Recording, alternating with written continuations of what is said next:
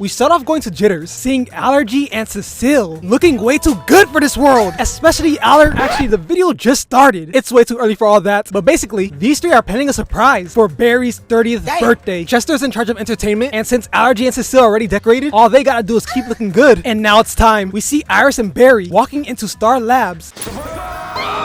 Bro, they got everyone here. Wally, the baddie from Armageddon, the random officer whose name I can't remember, and finally, the right-hand man of the man who became someone else. They brought the right-hand man of the man who became something else, John Diggle. And Barry is blasted with shock and excitement. Barry hugs Iris with the arms of bliss, makes his way to Diggle. May your current rotation around the sun be your best yet. Oh.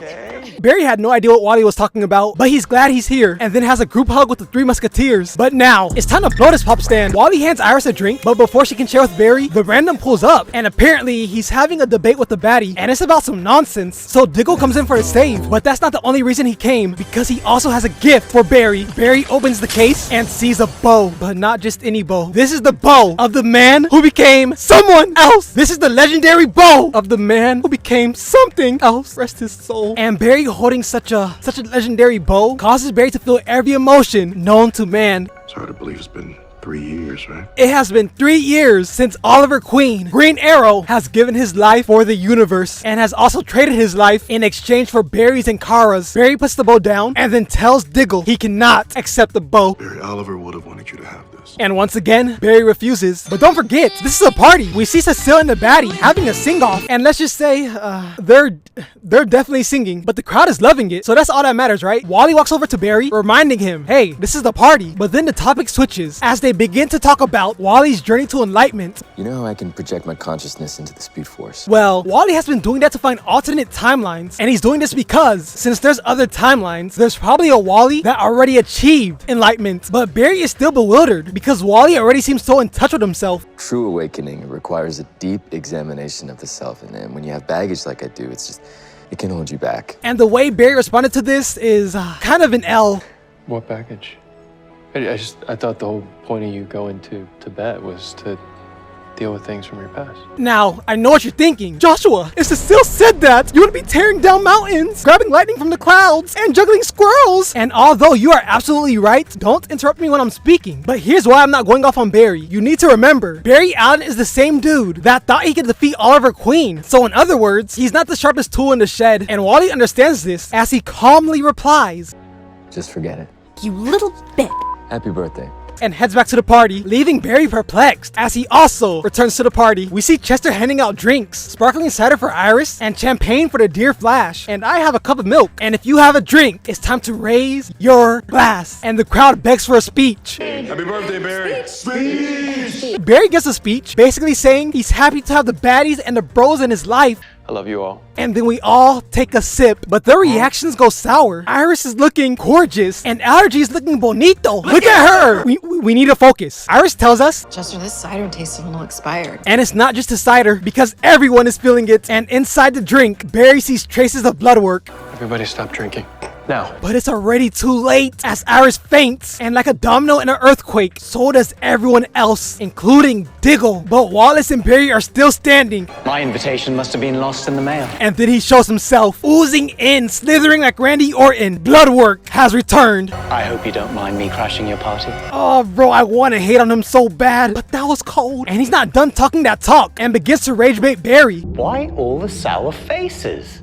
Don't tell me I've missed the cake. The rage bait worked to perfection. Barry charges in, hitting Bloodwork to the wall, but swiftly backsteps, throwing up his set. Not like a gang set, like a fighting stance. Is it even called a set? Let's just try again. Barry swiftly backsteps, putting his dukes up, and then Bloodwork tells Barry he's here to pick up where he left off. But then Wally chimes in, telling Bloodwork, Look, I don't know you, but I know that we can solve this without violence. and Bloodwork feels the same. He does not want violence. He simply wishes to save the world. But then Barry cuts him off, calling bro a fraud, and tells Bloodwork. You heard Iris. I will wipe every last one of your cells off this planet. But fear not, Bloodwork says, because with his cells inside her, Iris will... Oh no, that's sick. This is definitely an issue. And then Bloodwork proceeds to say, Little Nora West Allen will be the first blood baby born into a whole new world. I can't even blame Barry. But look at how Bloodwork Bloodwork popped back up. Disgusting. And if you remember last time, Bloodwork went for Barry first, and let's just say it didn't work out. So this time, he targeted the homies first, but fear not, because the stars are still shining, so that means there's still hope. As Barry tells Bloodwork, I don't know what you're up to, but you're not gonna get into my head again. But Barry, I already am. nah bro. The screen flashes red, and we see Barry is now alone, and then the lights go out, and we once again see everyone knocked out, including Wally West and Barry Allen, with Bloodwork standing proud. But from the corner, we see some movement, and see that Chester is wide awake, because he, like me, chose to drink milk, rather than champagne or apple vinegar, whatever it's called. And Bloodwork does not like this one bit, so he makes Allergy arise.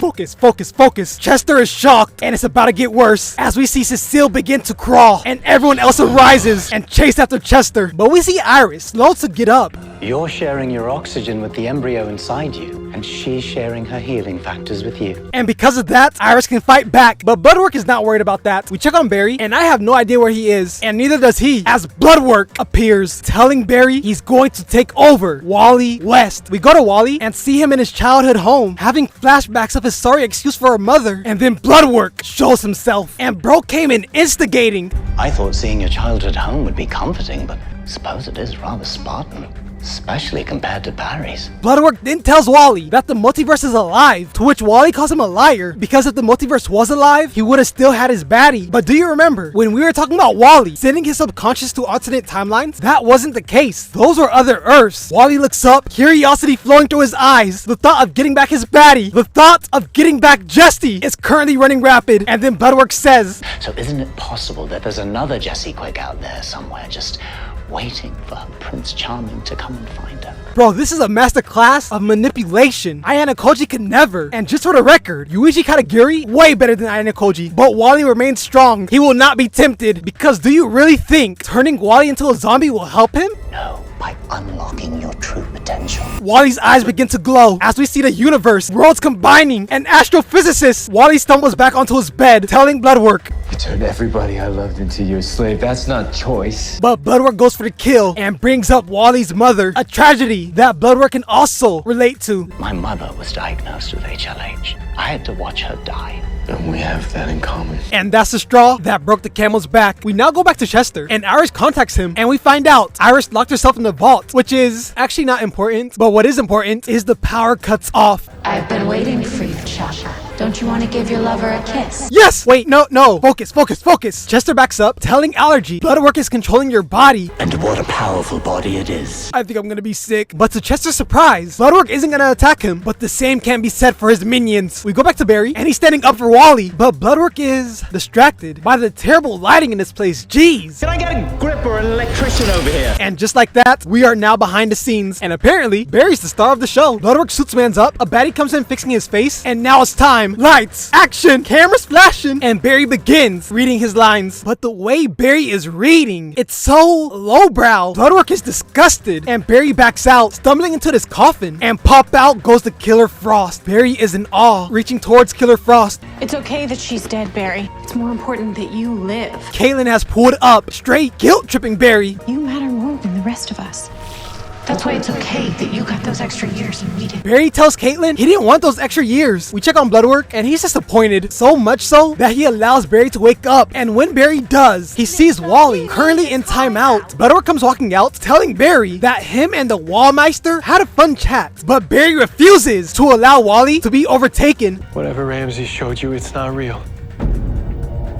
Shut up, Barry. Wally is clearly not himself right now, and Barry knows that better than anyone. Bloodwork is manipulating Wally, forcing him to become a servant. It's the only way he can beat our speed healing and take over our minds. Bloodwork then decides to be the devil on Wally's shoulder, telling Wallace, He doesn't care about you, Wallace. He's been living with your father, pawing at your sister, while you were trapped in that hellhole. this is a master class in instigating. Barry tries talking no jutsu, but let's just say it's not going too well. I know how hard it was for you growing up. No, you don't. You don't know anything. Barry then explains to Wally, Joe and Iris didn't know he existed, but Wally, fueled by Bloodwork, isn't hearing none of that, and his emotions begin to come to light. Joe West is my dad, but you stole him anyway from me.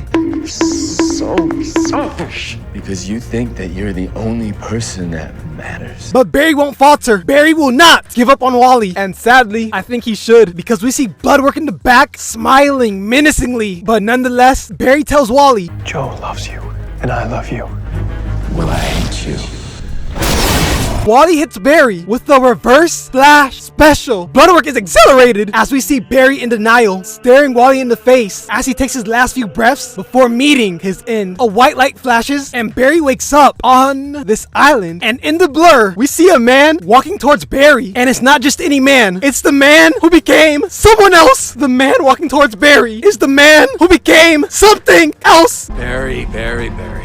What have you done this time? Bro, that was an amazing opening statement. If this was someone like Batman, he would have been trying too hard. Man's would have jumped out of a tree just to say the words, I'm Batman. That isn't even a catchphrase. It's an introduction. Kind of like the name's Joshua. We see Barry in shock that once again, he is facing his best friend. And we see these boys are on Leon U. But Barry thinks this is all a trick. Bloodwork trolling him. Oliver tells Barry to calm down. But Barry declines and begins putting the pieces together. How did I get here? Wally, he was a blood brother. He attacked me. He killed me. And after that realization, Ollie tells Barry, Dying is the easy part. causing Barry to finally realize, It's really you. and gives Ollie a hug. There's sadness but joy in Barry's eyes. But this hug has been lasting quite a while. So Ollie tells Barry, Okay, let go.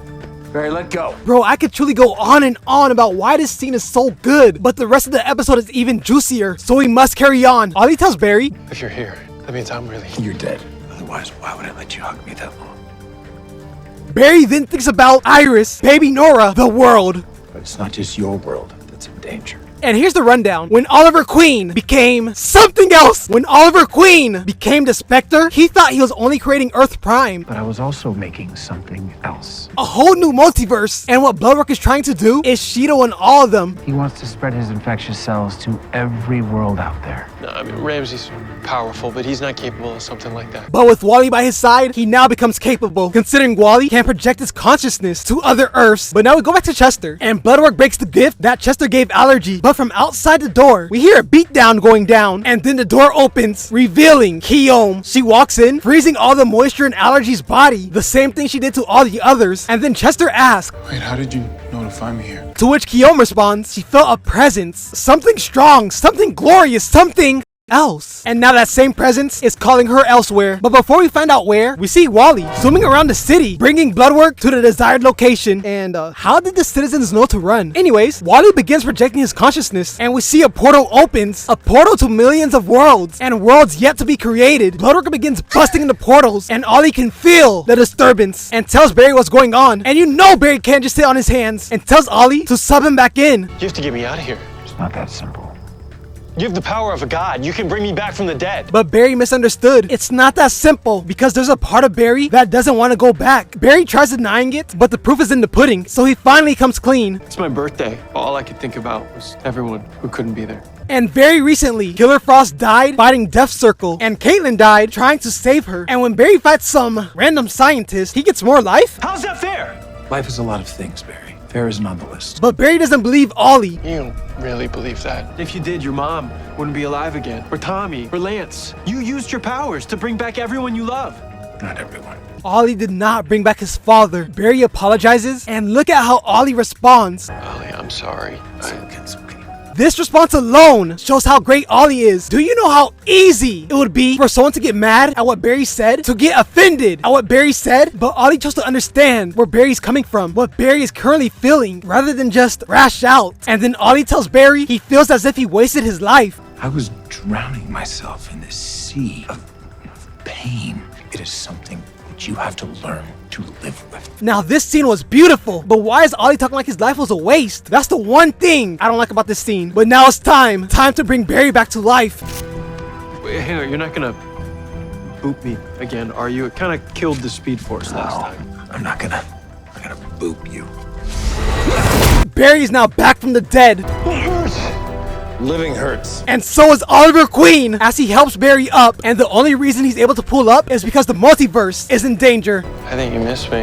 Not as much as I missed this. Bro, do you feel the air right now? This is so beautiful. Barry and Ollie pull up to the function and get blasted away by Wally.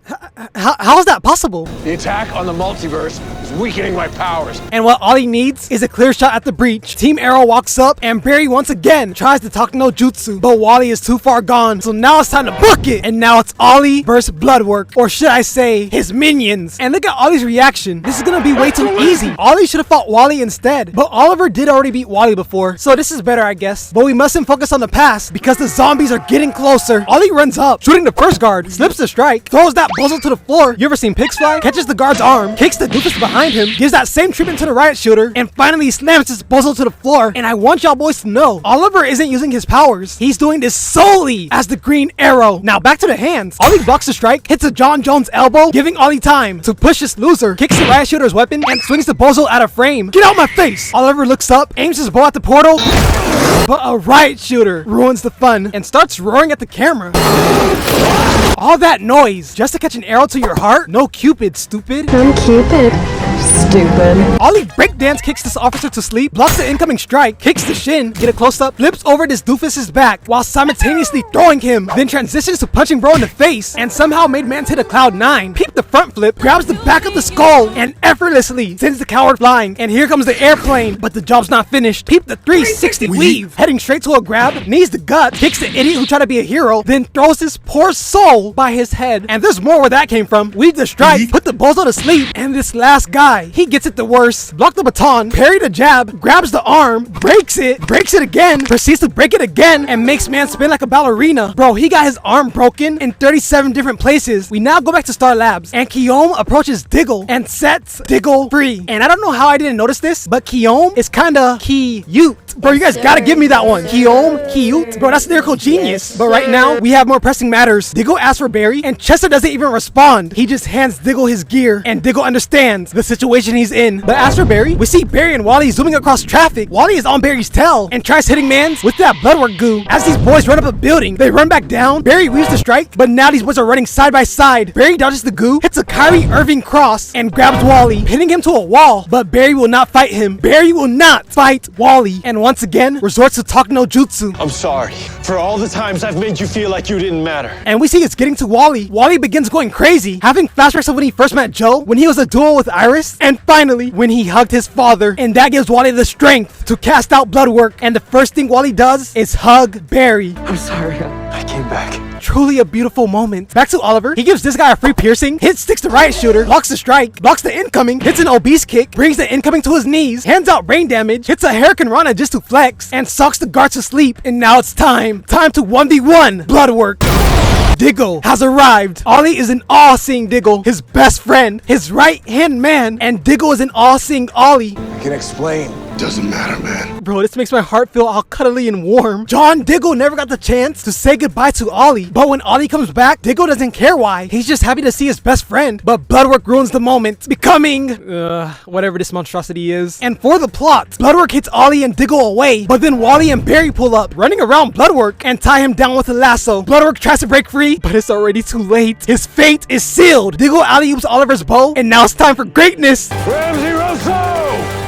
You have failed this city! Ollie draws the bow, fires an arrow, enchanted with his powers as it goes into the portal, foiling Bloodwork's scheme and cleansing the world of his blood work. And I mean that literally. Team Arrow walks up and we see Bloodwork. What have you done to me? I'm human again. Oliver cleansed the world of every single Bloodwork cell in existence, including the ones in him. And you killed me. Now my HLH will return. You took care of that too. Perks of being the Spectre. So now, Bloodwork is just a regular criminal that will rot in Iron Heights. I'm supposed to save the world. Don't worry. It's our job. Beautifully said, Barry. Beautifully said indeed. We now go back to the crib. Iris says thank you to Ollie, and Kiyomi realizes that the voice she heard was Oliver Queen. So now what? Wasn't there a party happening? And now we go back to the party. Ollie and Diggle cheers, Cecile is enjoying herself, and Wally is hitting the salsa. But Iris and Wally then disperse, talking about what happened. And basically, Iris is still looking good. She also helps Wally feel better, and they share a final hug. We check on Ollie and Diggle, and Lila summons Diggle. But before he leaves, Ollie and Diggle share one last bro moment and have a final hug. Truly astounding. And now we go to Barry and Ollie, and they're talking about how much they respect each other, giving each other their flowers, with Barry telling Ollie, It's all because of you. I mean, you started this. literally. And then we all cheers. But sadly, it's about that time. It's about that time for Oliver to head out. And as the check comes in, Oliver says, You get this? You kidding? You're a billionaire. can't take it with you. Wow, man. Not only was this a funny moment, it was also a lesson in disguise. And as Ollie gets up, Barry asks one final question. You think I'm doing enough? To which Ollie responds, Well, Barry, you tell me. Do you make a difference? and then activates Spectre mode. That bolt of lightning chose you. And I want you to peep this last statement by Oliver and notice the greatness of what Ollie does. Happy birthday. Oh my gosh, bro. In case you missed it, Ollie turned off Spectre mode to say happy birthday to Barry as Oliver Queen, and then takes his leave. And after paying the bill, Barry does the same, and this was their final time meeting. The Reverse Flash hated Barry so much that he decided to become him, taking his friends, family, wife, and life, which caused Barry to literally destroy the planet. So let's talk about it. We start off with Barry talking to Seamus, and apparently Seamus is here from the future, a future that Barry destroys. And Seamus tells Barry tomorrow is the day his madness begins, but he'll give Barry a chance to defy destiny. And then he starts talking to his third eye. That was not necessary. Barry goes home and Iris pulls up on him, letting him know everything will be fine. But then Barry gets a call from CCPD. Barry pulls up and finds out there was a bank robbery. Barry goes to investigate, but his name gets called, and she tells Barry to stand down. Got Barry confused, asking what's the deal. And sadly for him, it's not a good one, because she tells Barry, turn in your badge and you are suspended. And apparently, Barry is under investigation for federal crimes. Barry looks up and sees Seamus watching. Barry then asks, what did I do? And they're accusing Barry of working with these nobodies. Barry pleads his case, but it's to no prevail and is forced to turn in his badge and leave. Barry pulls up on Cecile and she's ready to crash out. Barry asks what's wrong, and Cecile says, life's been hard ever since, you know. Had Barry confused. He did not know, but then Cecile's power starts sensing someone, and we see it was Seamus staring out a window. Why are you ore farming? And Seamus isn't actually here. This is a psychic manifestation of his consciousness, and only Barry can see him. And once again, he warns Flash of what's to come. Barry goes to talk to one of the guards that was hurt in the bank robbery, and apparently he lost his mind. Barry looks at him and he is out of it right now, and clearly he won't be able to answer questions. But then the guard whispers, Zoltar, and he's constantly repeating it. Barry goes to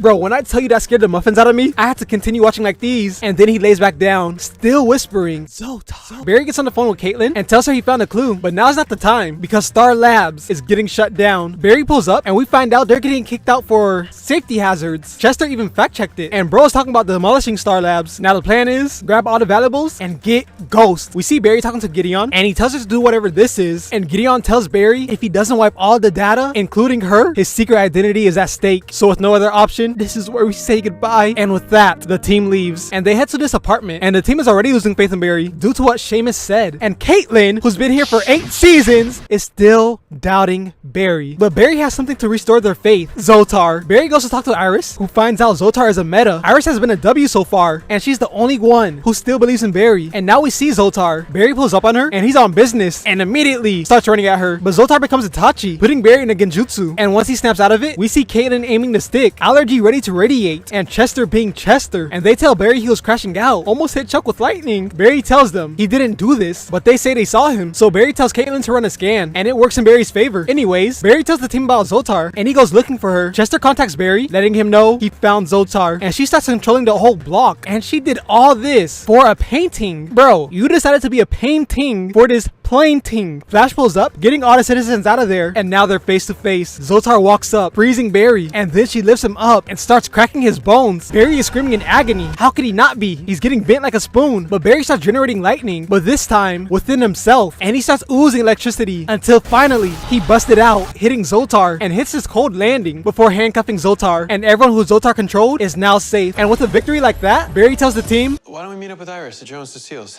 See if we can talk Joe into whipping us up a pot of his famous jambalaya. And the room gets quiet. Not funny, Barry. Okay, ask him to grill some burgers instead. And Caitlin asks Barry, why are you doing this? Doing what? Acting like Joe's still alive, man. And Barry's heart drops. And Caitlin says Joe died 6 months ago. And Flash books it, running to Joe's house, tearing it up, and asks Iris, where is he? Where's Joe? Iris looks to the right, revealing his memorial. And Barry tells Iris this is wrong, that Joe's not dead. And then Cecile comes out, asking Barry, why are you saying these things? But before Barry can respond, Iris cuts in, telling Barry he's on the news. And then we see what he did did, terrorizing the city, if you can even call it that. Because what was this shot? But apparently, dozens of citizens were injured, and Barry's watching in confusion. And Iris and Cecile start questioning Barry, but then Seamus pulls up, calling Flash a villain. He opens his third eye, shooting Barry. Cecile steps up and goes straight to sleep, but before Seamus can finish her off, Barry steps up, sacrificing himself. Seamus fires a shot that gets full countered by Allergy, and Chester tells Barry to book it. Seamus stands up, furious, as he transforms and takes his leave. The team groups up in the garage, and Chester says, "We will get Barry back." To which Iris responds, Yeah, but what will he be like when we do? "What are you talking about? Where's the trust? What happened to?" Doesn't matter what anybody says about your fate. But now we see where Barry went, and he called up Black Lightning, telling him, Injustice. and Jeff is confused because Injustice is a one-way trip, a contingency, if you will. And then Barry starts telling Jefferson what's going on, that he's out of control. Jeff tells Barry, "Calm down." Calm down, I'm losing my mind. And then Barry tells Jefferson to take away his powers. I could never. If I didn't remember committing some random attacks, it's probably because I didn't do it. But Barry is losing it right now. Jeff says they should call up the others, but Barry is not patient. And Jeff asks Barry, what if all this is just temporary? But Barry doesn't agree because he can't remember that Joe died. But Jeff still thinks Barry is tweaking because what Barry is asking for is not just spilling water, it's burning a branch, and there's no coming back from that. Back to Team Flash, I was wrong about Iris. She pulls up saying, what if Barry is the only one thinking clearly? And she starts putting the pieces together, but Cecile's still being a duck. But Iris came with proof, and it's Joe's quote-unquote death. We see him fall into the train tracks, but he disappears, causing Iris to believe Joe is still alive, and this upsets Cecile. I'm not trying to upset you. What are you trying to do? Just read her mind. Cecile, you are using your powers for every little inconvenience, but now you don't want to use them? What a joke. And if we're being honest, Cecile is worse than Iris, and Felicity is also worse than Iris. I can't go into detail right now, but just know that's a topic for another day. But anyways, Cecile is still complaining, and she says, If you insist on pursuing this lie, then we will save Barry without you. nah bro, even the team was confused. Who died and made you king? Nonetheless, Iris leaves to go pursue this case, while Cecile and the others look for Barry. And all you gotta know, both sides achieved their goal. We go to Barry, and they're about to blow this fuse. Jefferson unleashes Black Lightning and starts sucking Flash's speed. And after sucking for a while, Jeff says they should take a break, and they start talking about Seamus. And Flash finally reveals what Seamus told him, and Jeff says, You believe him? that's what I'm saying. Jeff starts leaving because he realized Barry is only doing this out of fear, so he will no longer partake. Getting rid of my speed is the only way to save the world. Damn it, Jefferson, it's the only way to save your family too. And now it starts getting hot. Barry activates his leftover powers and throws lightning at Black Lightning, and he gets suited up. Barry starts running in a circle, and can someone explain why is this always the go-to move? But nonetheless, Barry sends Jeff to the sky, but Jeff hits the smoothest recovery. Even Barry knew it was clean, but he decided to be a hater and throws lightning, but Jeff controls it and sends it back at Flash. It's your lightning.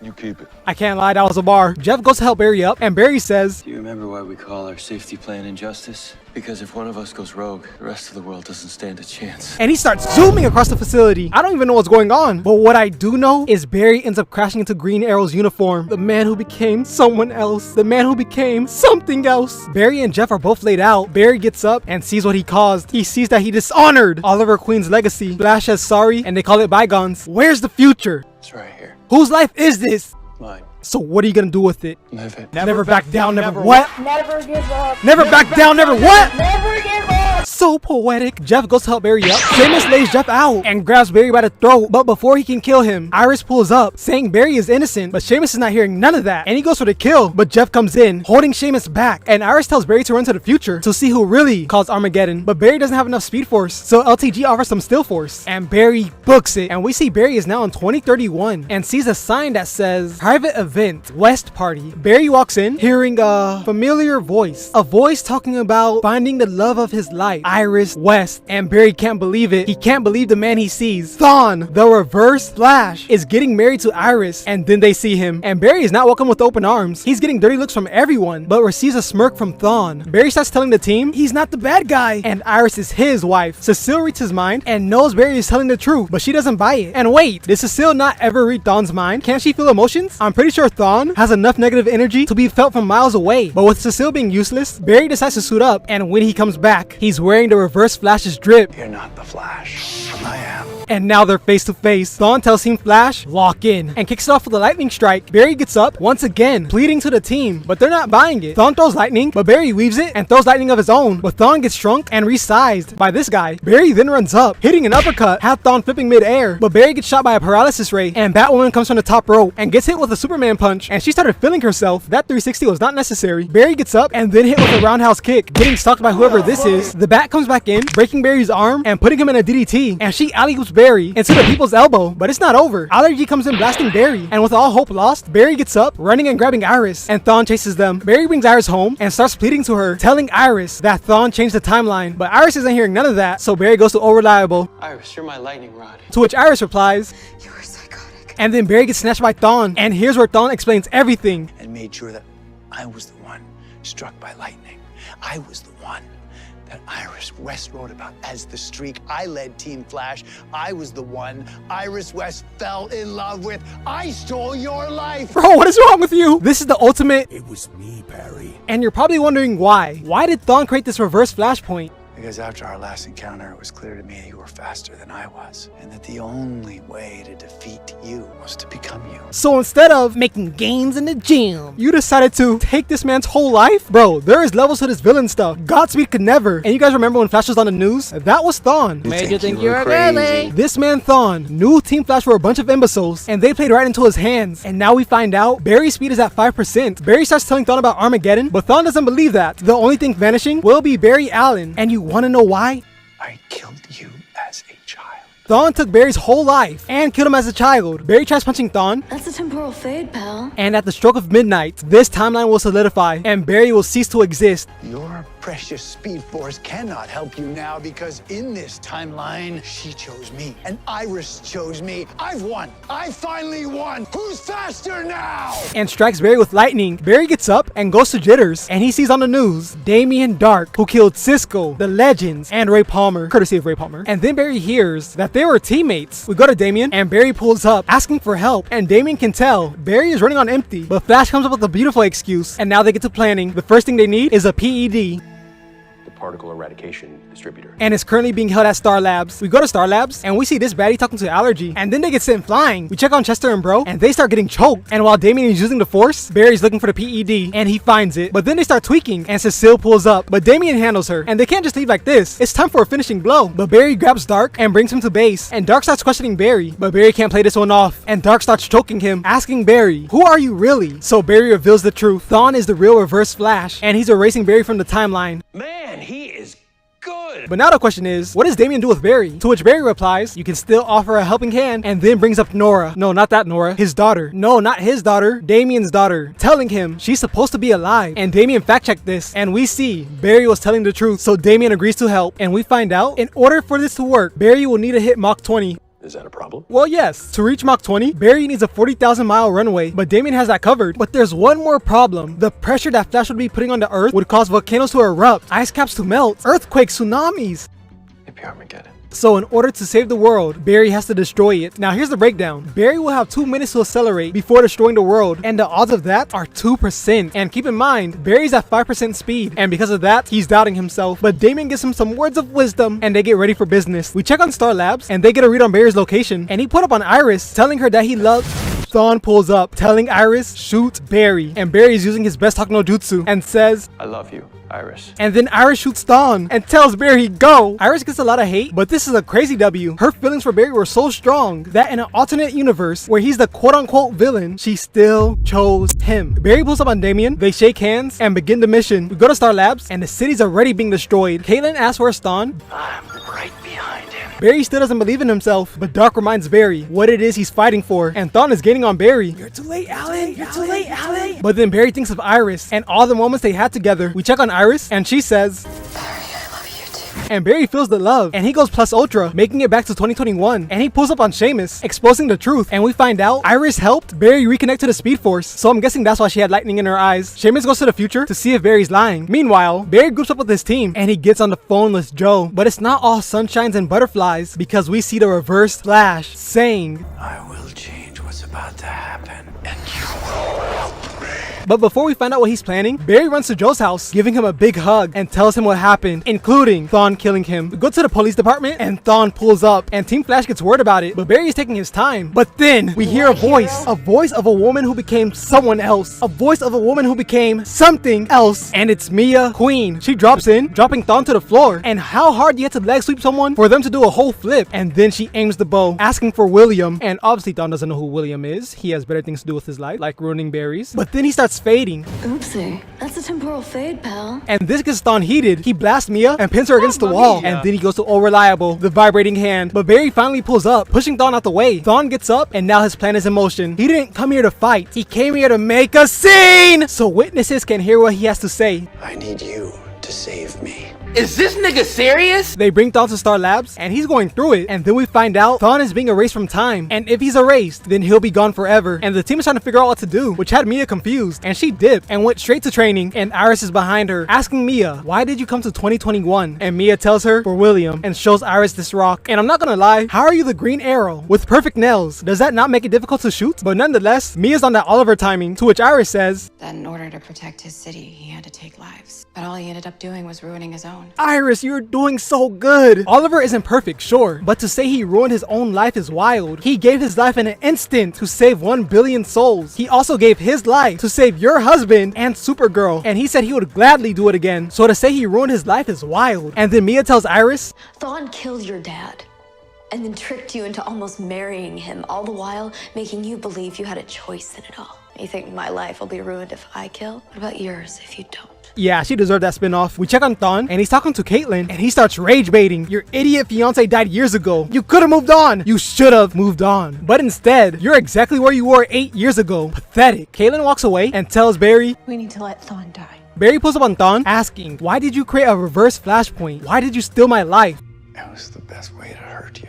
Don't you have anything better to do than trying to destroy my life? Destroying you is my life. Bro, Thawne's hate for Barry is unmatched, and Barry asks him, what did I ever do to you? And then you saved the crowd. A crowd that I was meant to save. You stole my greatest moment. Are you serious? This pettiness is insane. Barry then asks Thawne, if you hate me that much over something so little, what happens once I save you? I'll just go on with my life's work, finding new ways to kill you. And Barry knew right there what needed to be done. Barry and the team group up, discussing what to do. Allergy and Chester said let him live, giving some garbage reasoning. Because I don't care who Thawne is, I care who you guys are. And you save people. I know because you saved me. And me. Bro, y'all are not Thawne. But Iris says this is the OG decision. So Barry says, it's time to keep everyone safe by finally letting Thawne die. Barry, Iris. And Joe starts laying into Barry and Iris. Bro, he's moving like an actual dad. Listen to this. Dad, we don't have a choice. Thawne isn't giving us one. You always have a choice! First things first, close down the schools. Secondly, he asks if they have a way to save Thawne, which they do. And it's to take Thawne's speed. And Seamus was watching the whole thing, so he takes over Mia's body. We see Team Flash, and Barry breaks the news. And then Seamus pulls up. Flash shoots up, and Seamus teleports them to some random street. We check Star Labs again, and Mia sends Allergy and Frost to the floor. The power goes out, and then we see an arrow heading straight for No, bro, no. That's straight plot armor. And all you gotta know is Mia snaps out of it. Back to Barry. He's zooming across the city. And look at this. Bro, that was hard. And these boys start jumping Seamus, but he blasts all of them away and shoots fire at Barry, which Barry blocks. And he starts running at Seamus, jumping over the beam, weaving a projectile, and uppercutting Mans. Seamus gets up, punching Barry, picks Mans up. Nah, Barry, get up. And that's not even a joke, because Seamus grabs a whole car and slams it on Flash, but Barry locked in last second and starts fighting back, winning the beam clash. And he sends Barry back to Star Labs, and he's gonna wipe out the whole city just to make sure Reverse Flash dies. And the team starts planning what to do, but the only words I understood were atmosphere and vacuum. But Chester has a present specifically for Barry. Barry starts heading to Seamus, and we see he has new drip. He pulls up on Seamus and starts running in a circle, causing the fire to follow him. Barry runs up a building, hits whatever this was, and heads straight for Seamus, Mario stomping him and dispersing the flames.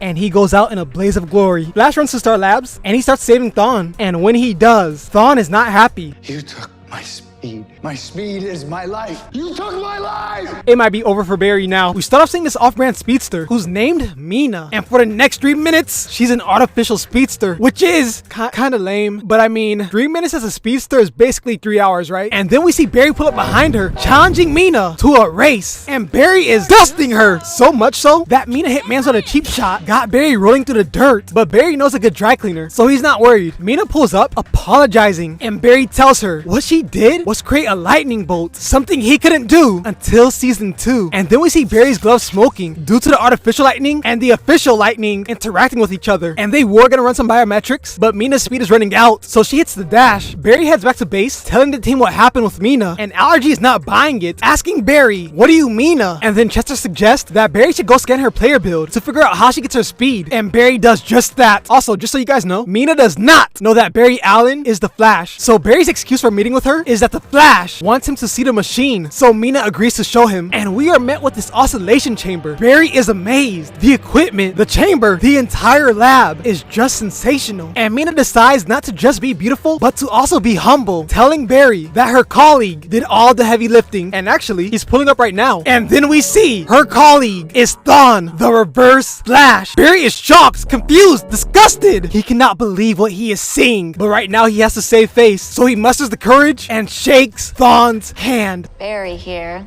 is a friend of the Flash. Really?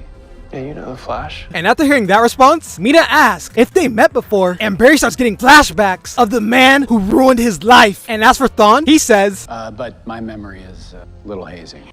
You're kidding. Barry is not buying none of that. And finally, Mina leaves to go take a call, giving Barry the ISO, and peep the dirty look. Barry starts pressing Thawne, asking what is he up to, but Thawne is playing dumb. I'm sorry, I have no idea why you're so upset with somebody you just met. Stop. Thawne is really sticking to the role, even denying the claims of being the Reverse Flash. Barry leaves, calling up Chester, asking about Thawne, and Chester is confused, because if you remember, Barry took Thawne's speed and brought him to Argus. But now we get a quick backstory of Thawne applying for this job. Mina checks his resume and calls it a joke, and proceeds to start taking medicine. I think that will be very important later. But then Thawne stands up, staring at the equation on the whiteboard, and with a simple flick of the wrist, solves it. And this impresses Mina, because she has been working on this equation for months. And Thawne can immediately tell Mina is trying to create a speedster, and he offers a helping hand. And now we go to Argus and see the Thawne that lost his speed reading a book. And then Barry pulls up, asking Thawne, how'd you get your speed back?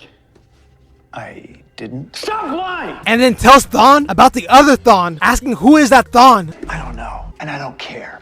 You took everything from me. And then Barry comes to the conclusion that when Thawne was nearly erased in Armageddon, that erased his past, which means this Thawne is completely new. Barry takes Thawne's book and draws the block. The other Thawne built this. You didn't build that. That's mine. And do you remember when I said Mina was an artificial speedster? Well, I was wrong, because she's not using artificial speed. She's using negative speed. And after getting all the information he needs, Barry books it. But then Thawne says, Oh, John. and Diggle comes walking out, showing Thawne this box, because he believes that Thawne can open it. I'll help you on one condition. I get to see what's inside. But now we go back to Barry, and he's heading to Mina's base because he believes Thawne is trying to hurt her. We go to Mina, and they're about to run the infusion, but Barry pulls up, saying to stop, and Thawne is shocked. What are you doing here? No! Don't get scared now, Thawne. Barry tells Mina that her speed is connected to the negative speed force, which is fueled by rage and hate, which is also why Mina attacked Barry. The block is fueled by lightning from the upper atmosphere. We've run the numbers 1,000 times. Then your math's wrong. And Thawne took that to heart, and Barry proceeds to continue fueling the flames, exposing that Thawne is a psychotic murderer. And they get into a whole argument. Mina starts looking around. Leave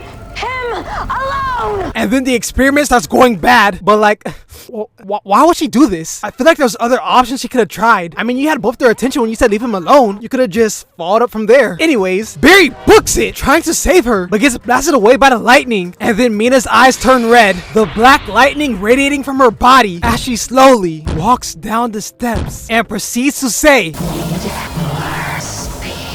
and books it. But now we see this hard-working individual driving home to be with his family of 3. But then Mina pulls up, causing bro to swerve, hitting a truck. Whoa. Bro, that was so terrible. It wasn't even in the script. I just wanted to But then Mina pulls up, causing bro to swerve, hitting a truck and spinning out. And then we see Mina, and she's looking mean, bruh. Wait, you guys are actually laughing. This never happens. Where do I go from here? Do I tell another joke? Eeny, meeny, Mina, Mo. I ruined it. We see bro in the car is knocked out, and Mina starts sucking the electricity from the towers. But now we go back to Diggle, and Thawne is teaching Diggle how to open the box. It wasn't a physical issue, it was a mental issue. And then the box opens, glowing green, and Diggle is seeing the universe. Multiple lives lived, lives he could lead. It could all be his, and all he has to do is break through the source wall. And when he does, all the states, all the worlds, all the universes will be his. And Diggle... Do you hear me? The answer's no! Bro, this man, John Diggle, turned down being a Green Lantern. And do you want to know why? I saw 1,000 lives I could lead, but not one of them led me back to my family. Bro, this is the equivalent to a Mr. Beast contestant talking about missing their family after 6 days. Bro, lock in. But let's be real. We all know the real reason Diggle said no. And Thawne is heated because he didn't get to look inside. Because if he did, doing so would have found him a way out. But then Thawne transforms into LTG. You're not special. You're not someone important. This was your last chance to be someone powerful. And before I show you how Diggle responds, I would like to remind you guys, up to this point, I didn't say a word about the man who became someone else. I didn't say a single statement about the man who became something else. And here's Diggle's response. The cube was trying to make me someone else. Something else. Bro, you can't make this up. I've been trying to tell you guys, the show does the glazing. I just pointed out. And then we get a flashback of Diggle and his family as he proudly takes his leave, calling his wife and telling Lila he's coming home. And I can't lie, this moment was beautiful. Although I think it would have been awesome to see Diggle as Green Lantern, I think I like this ending way more for him. We go back to Flash and he's still laid out along with Thawne. They both stand and Barry proceeds to say, "This is what you wanted all along, isn't it? For the negative speed force to corrupt her." Why would I want that? Okay, Thawne, I understand you're mad, but close down the schools. And then Barry asked Thawne, "She protected you from me. Why would she do that?" Because she loves me, you idiot! And I love her! Dang, maybe Barry's the bad guy in this situation. And then Thawne tells us that he lost all his memories, but had the urge to become a speedster. But after meeting Mina, all that changed because they realized the machine can only work for one person. And because Mina went into cardiac arrest due to her heart condition, the only way to save her was to turn her into a speedster. And then they start having a heartfelt moment. And when we go back to the present, we see Thawne tearing up. With Barry seeing this, along with hearing Thawne's story, it causes Barry to say, "You're not the man I thought you were."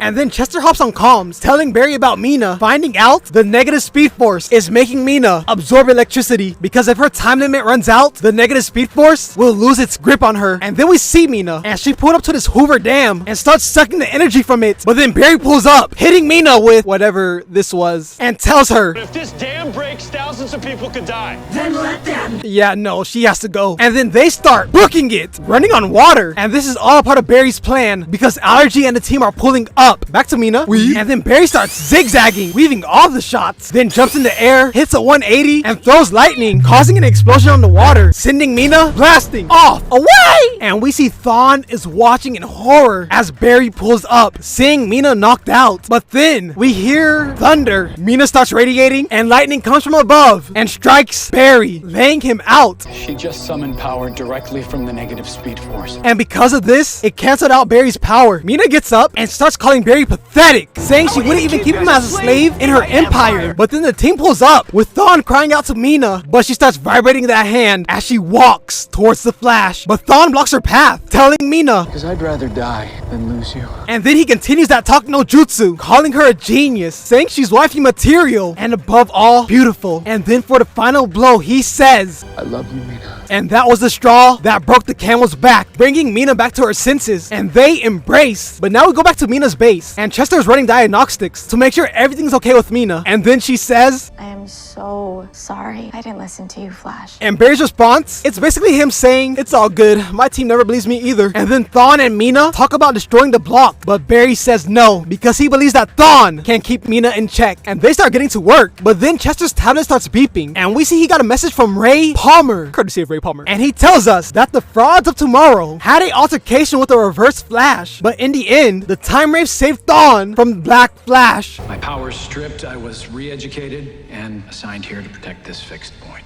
Thawne spent years protecting the timeline. Which means that Thawne from Flashpoint, you know, the guy who said he would kill Barry Allen's mother with pleasure, became a hero. I need you to kill my mother. With pleasure.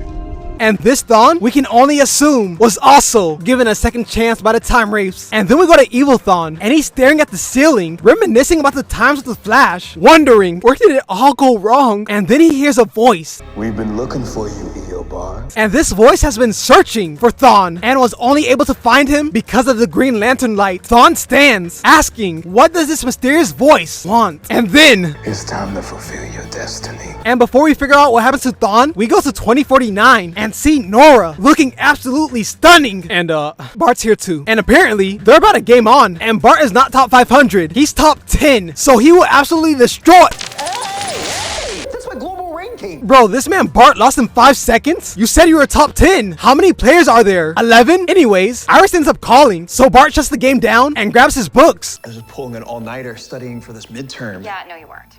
Yeah, no, I wasn't. I gotta respect the effort. And as Iris is yapping, she ends up vanishing, leaving Nora and Bart confused. And then our Iris appears, so they start trying to figure out what happened. Iris asks to speak to Future Barry, but he's currently off-world. So with no other option, Nora decides to bring Iris back to 2022. And they get blocked by a force field and realize that the still force is keeping Iris here. And Iris starts getting headaches, but we can't worry about that right now because we go back to the present and see Mina dripped out. And now it's time to train. We see Mina hitting Mach 1.7, but her body can only take so much. So Barry tells her, slow down. But Mina's determined for that Mach 2 and ends up flying off, but she's okay. Speed healing doesn't make you invincible. Don't you think I know that? Mina.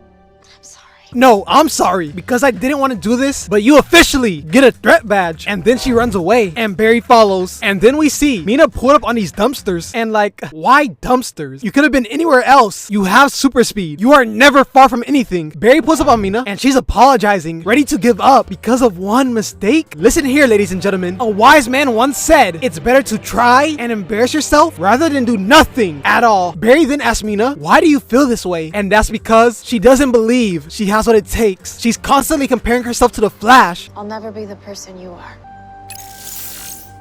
And after seeing that the Flash is just a regular dude with a day job, she understands that what matters most is giving yourself a chance. And then we finally get her hero name. I already have my own suit. Guess all I need is my own superhero name. No, you already have that too. Fast Track. I mean, I guess. It kind of sounds like a name for a hacker, like Overwatch or Oracle. And then Barry books it as Mina follows. And then we go back to Thawne and LTG. And Thawne immediately asks for his speed back. But getting his speed will cost one thing.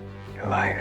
No, wait. No. LTG snaps and Thawne starts getting eviscerated down to the bone as LTG watches in satisfaction. We go to Star Labs and the alarm starts ringing, giving Team Flash word that LTG was there. Barry pulls up and sees Thawne dead. And bro, it gets even worse because now I have to talk about Cecile because she'll be important later. But all you have to know is that her powers got an upgrade. And now you're probably wondering, how? Well, that's because she stole the powers of this baddie. And pretty soon, you'll see why I have a problem with this. But for now, we go back to 2049 and Iris is getting a diagnosis, finding out she is flooded with negative tachyons. And then she gets a headache seeing LTG and 2 randoms. But here's the plan. Bart will stay with Iris and Nora will go to 2022 for help. We check on Thawne and he's telling Mina that she has to ease up. But Mina thinks otherwise. And then we hear thunder. And then LTG and 2 randoms pull up. Wait, actually, I didn't see it before, but this random just got upgraded to baddie. Mina stands in front of Thawne and tells the forces to get Ghost as she suits up. But LTG steps up, telling Thawne, and we're here to kill you. Mina grabs Thawne's hand and book. Too easy. I can't lie, that was cold. And LTG is about to finish Thawne, but this random says hold up. And that's because he sensed Barry coming. Barry pulls up. Not fast enough, Flash. I can't lie, LTG is eating right now. And because of this, he now gets upgraded to Dion. And then the baddie comes in saying, I'm gonna crush you like a grape. But Barry's eyes light up, putting fear into the baddie's heart. Then Barry blasts all 3 of them away. And I hate to do this so soon, but the baddie's on fraud watch. One more mistake and his back's to random. Barry walks over to Thawne and almost collapses, but he better lock in because the forces arise and tell Thawne that just him being alive makes them weak and that Flash must pay for what he did. And then they vanish. And once again, Barry almost collapses, but help is on the way because Nora is now here. I mean, I don't really think Nora's gonna do much, but having her here does boost the morale, so that's something, right? Nora tells Team Flash that Iris is stuck in 2049, but right now we have other things to worry about, like why do the negative forces want Barry dead? And the best hypothesis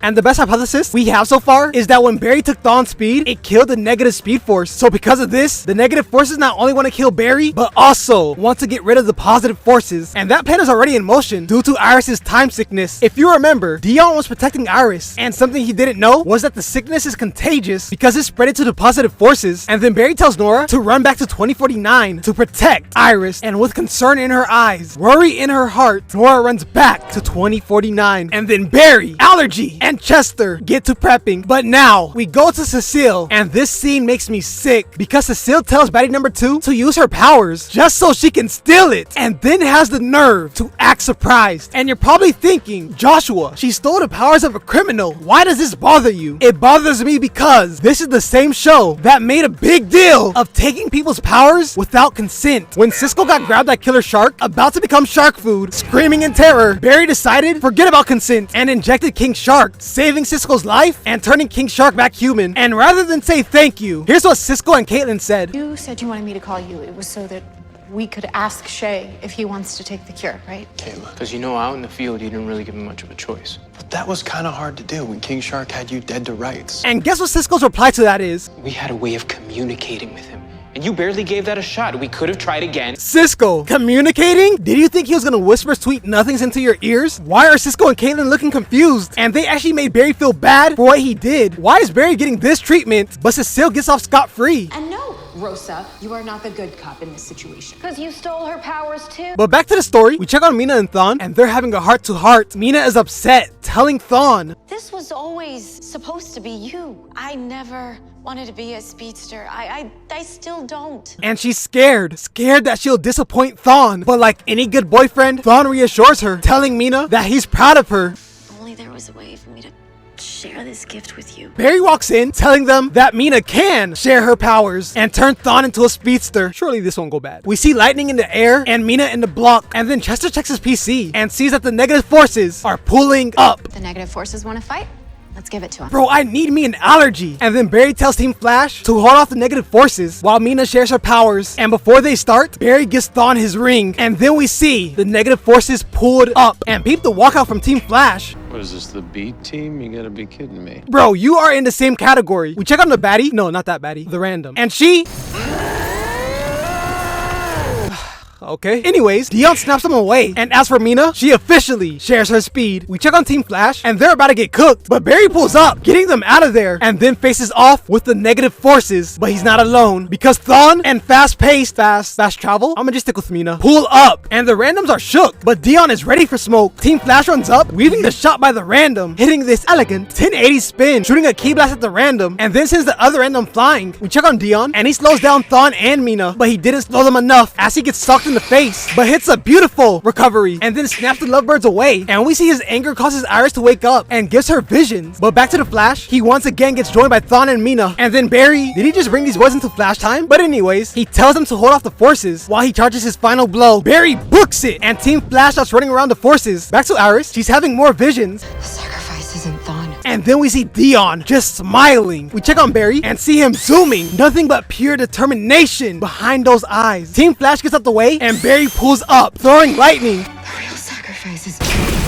And Barry strikes Iris. In disbelief, he takes off the mask and runs to Iris, holding her in his arms. And Dion is just rubbing salt in the wound before taking his leave. And then we see Iris becomes particles that go into Thawne. And he starts groaning in agony. And then...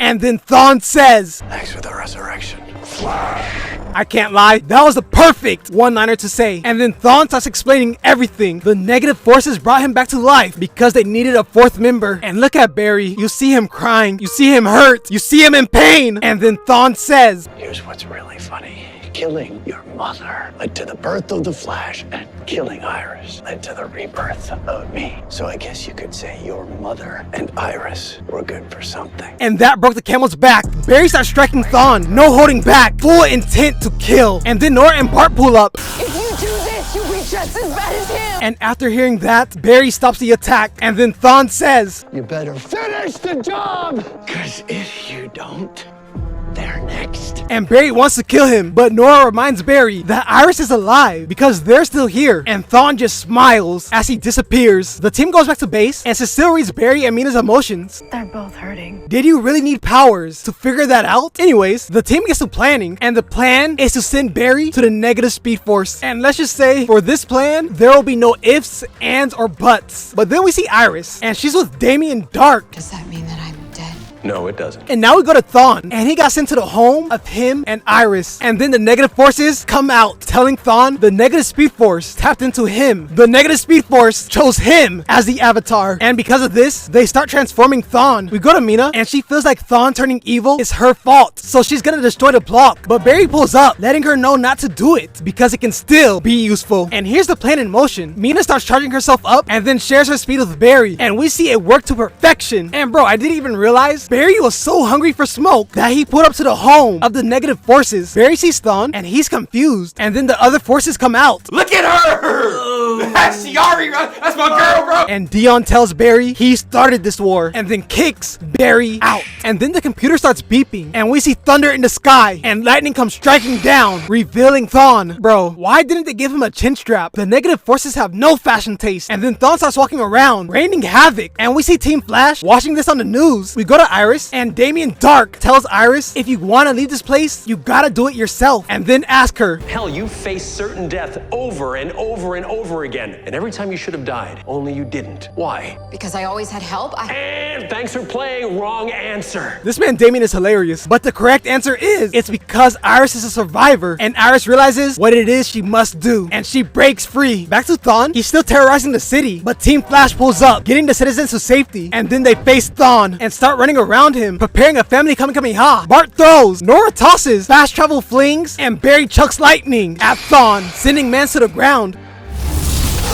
Bro, this man became Aizen, and then Thawne pulls up behind them, snapping Nora and the randoms away. Barry charges at Thawne and proceeds to get frozen. And now Thawne starts talking that talk. Who's faster now, Flash? And then obliterates this police car. How does it feel knowing you could have prevented all this? If only you'd killed me when you had the chance. Thawne then claims that he won't make that same mistake and throws lightning that gets frozen. Who's doing this? Who's doing this? And then it vanishes. And this happened because Nora and Dion pulled up, and then they join hands and go into Barry. And Barry is looking electrifying, and Thawne is looking stunned and attacks Barry. But Barry read him like a book, grabbing his tentacle, pause, and throws him into a Toyota. And these boys start booking it, zooming around the city. Keep the slow motion of Barry hitting a haymaker, sending Thawne into an SUV, and then starts striking him. But then Thawne summons a whole plane, but Barry catches it using the strength force. And after seeing that, Thawne skedaddles. But look at what Barry does, and hits man's point blank. Switching the scene to Jay Garrick, and we see Iris has returned. And yeah, Joe's happy to see her, but who cares right now? Iris sees the news and sees that Barry and Thawne are destroying the city, creating Armageddon. So Iris tells Jay to be her taxi. Wait, do you guys even know what a taxi is? And Iris tells Jay to be her Uber. And back to Barry, him and Thawne are choking each other, creating a whole shockwave, blowing them both back. And then Iris appears, calling out to Barry. And once they embrace, Iris tells Barry, The city can't take any more fighting. That's why I have to end this. You can't. and then Thawne pulls up saying they will fight forever until one of them dies. But Barry now understands. Barry now understands what he must do, and tells Jay to get Iris to safety. I'm done fighting you. And then proceeds to sit crisscross applesauce, give a dog a bone, and his eyes begin to glow. But Thawne is fueled by anger. He flies in the air and tries to strike Barry, but that attack doesn't even faze him. And actually, it phased through him, and Thawne starts getting desperate, begging for more power. And the negative forces give it to him. And then Barry tells Thawne, if you continue what you're doing, You won't survive, Thawne! but Thawne calls him a liar and starts destroying the city. We see people running for their lives, buildings being destroyed, and everything just turning to crap. But then it stops. We see Barry exhale, and then all the destruction starts reversing. Thawne is sick to his stomach. He can't believe this. And then Thawne is no more. Barry stands and brings back Nora, Bart, and Mina. And in the sky, we see the universe resetting itself. And here are the changes. Mina is no longer a speedster. And do you remember when I said Cecile stole the powers of those baddies? I was wrong, because since I was a bozo and didn't watch the whole episode through, I didn't know they got their powers back. Think about someone you dislike, someone you hate, someone you despise, and now ask yourself, do you hate them enough to become a Nazi? And of course, the Reverse Flash does, as he teams up with Nazi Arrow and Nazi Supergirl. So let's talk about it. We start off at Barry's wedding, and I gotta be real, it's looking beautiful. Such a blissful event. What could possibly go wrong?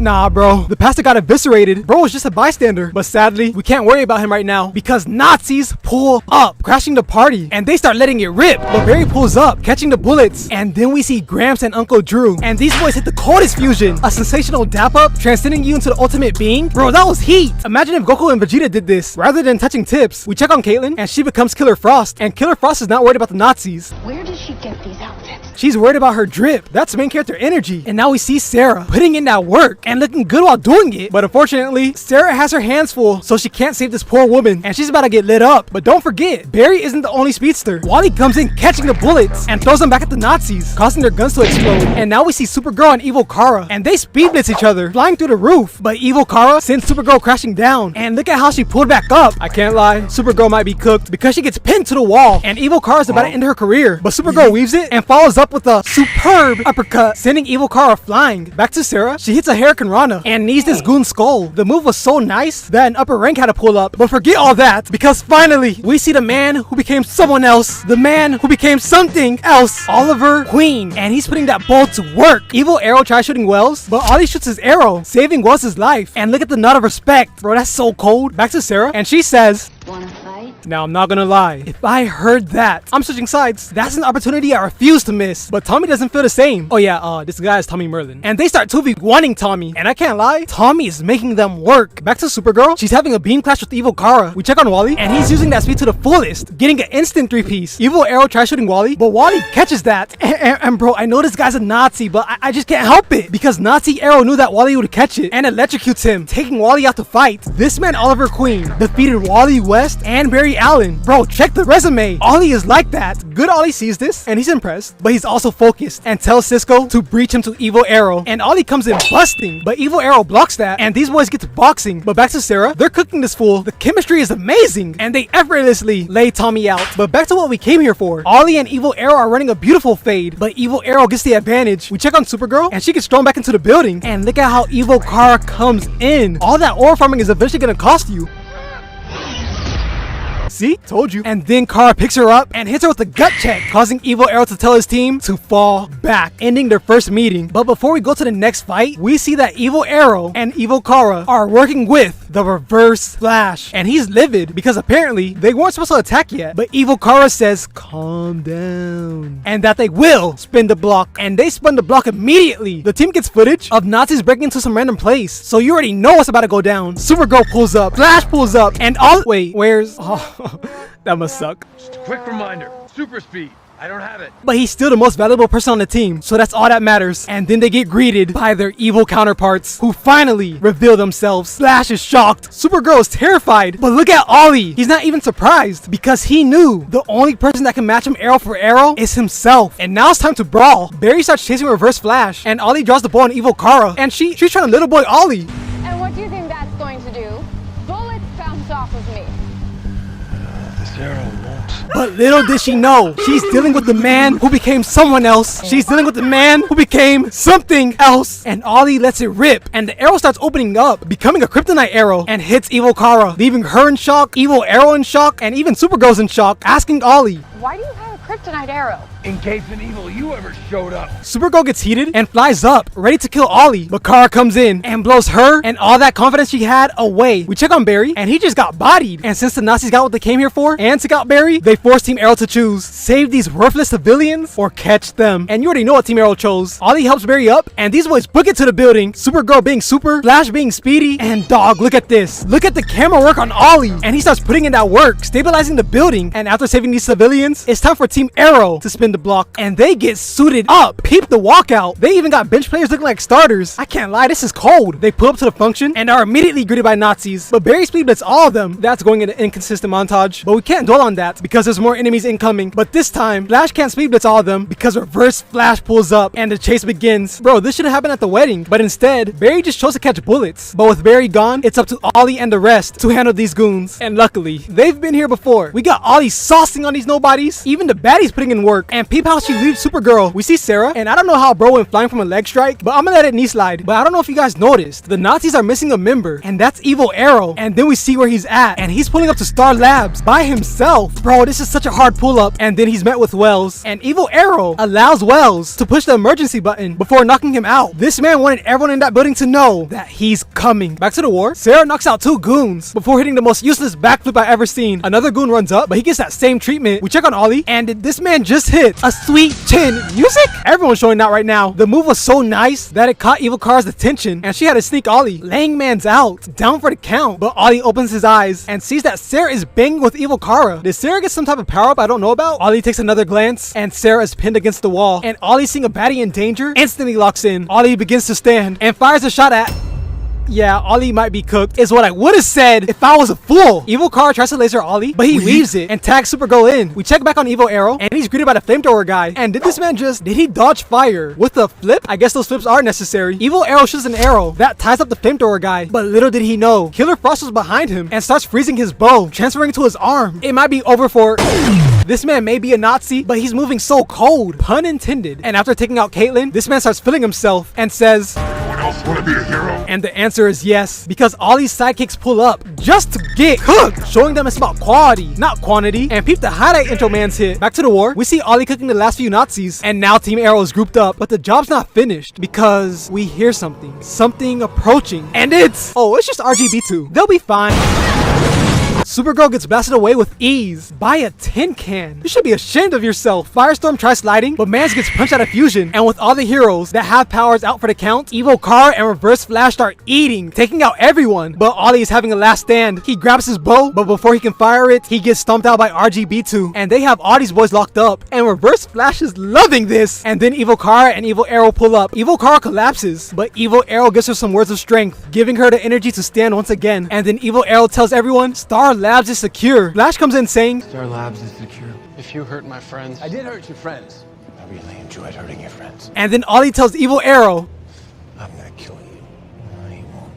You weak. And I think that hurt Ollie because that came from himself. And then we find out their motive, to take Supergirl's heart and give it to Evil Kara. And the only reason they didn't kill them yet is because they're more valuable as leverage, which is a fancy way of saying plot. The only person they needed was Supergirl. And actually, they didn't even leverage them. They sent them to Earth X to be executed. And long story short, that didn't happen. And they come back to Earth 1 for the final war. The final war begins, and we see Nazis raining havoc on civilians. Look at how Arrow smacked this dude, and then disarms this cop with one hand. Evil Arrow looks up and sees Team Arrow walking up. And yeah, this looks awesome. But where's the urgency? The Nazis run up and the clash begins. The first thing we see is Sarah putting in that work. Nazis letting it rip, using everything in their arsenal to kill one person? Bro, that's pathetic. And they don't even get the kill because Wild Dog saved him. And the battlefield is intense. Everyone is playing their part. And then we see Flash versus Reverse Flash, and they're moving beautifully. We check on Ollie and Evil Arrow, and these boys are boxing on top of a truck. What made them do this? Anyways, Kara pulls up on Evil Kara, and these boys start running a Dragon Ball Z fade. We check back on Flash, and he hits Thawne with an uppercut. Got Man's floating in the air, weaves the kick, and this heats up Thawne. He picks Barry up and starts dragging him. Barry got dragged by Zoom, Savitar, and now Thawne. Bro, you gotta get your weight up. And then these boys run up a building before colliding, and Barry came out on top, pinning Thawne to the wall, ready to kill him. End it.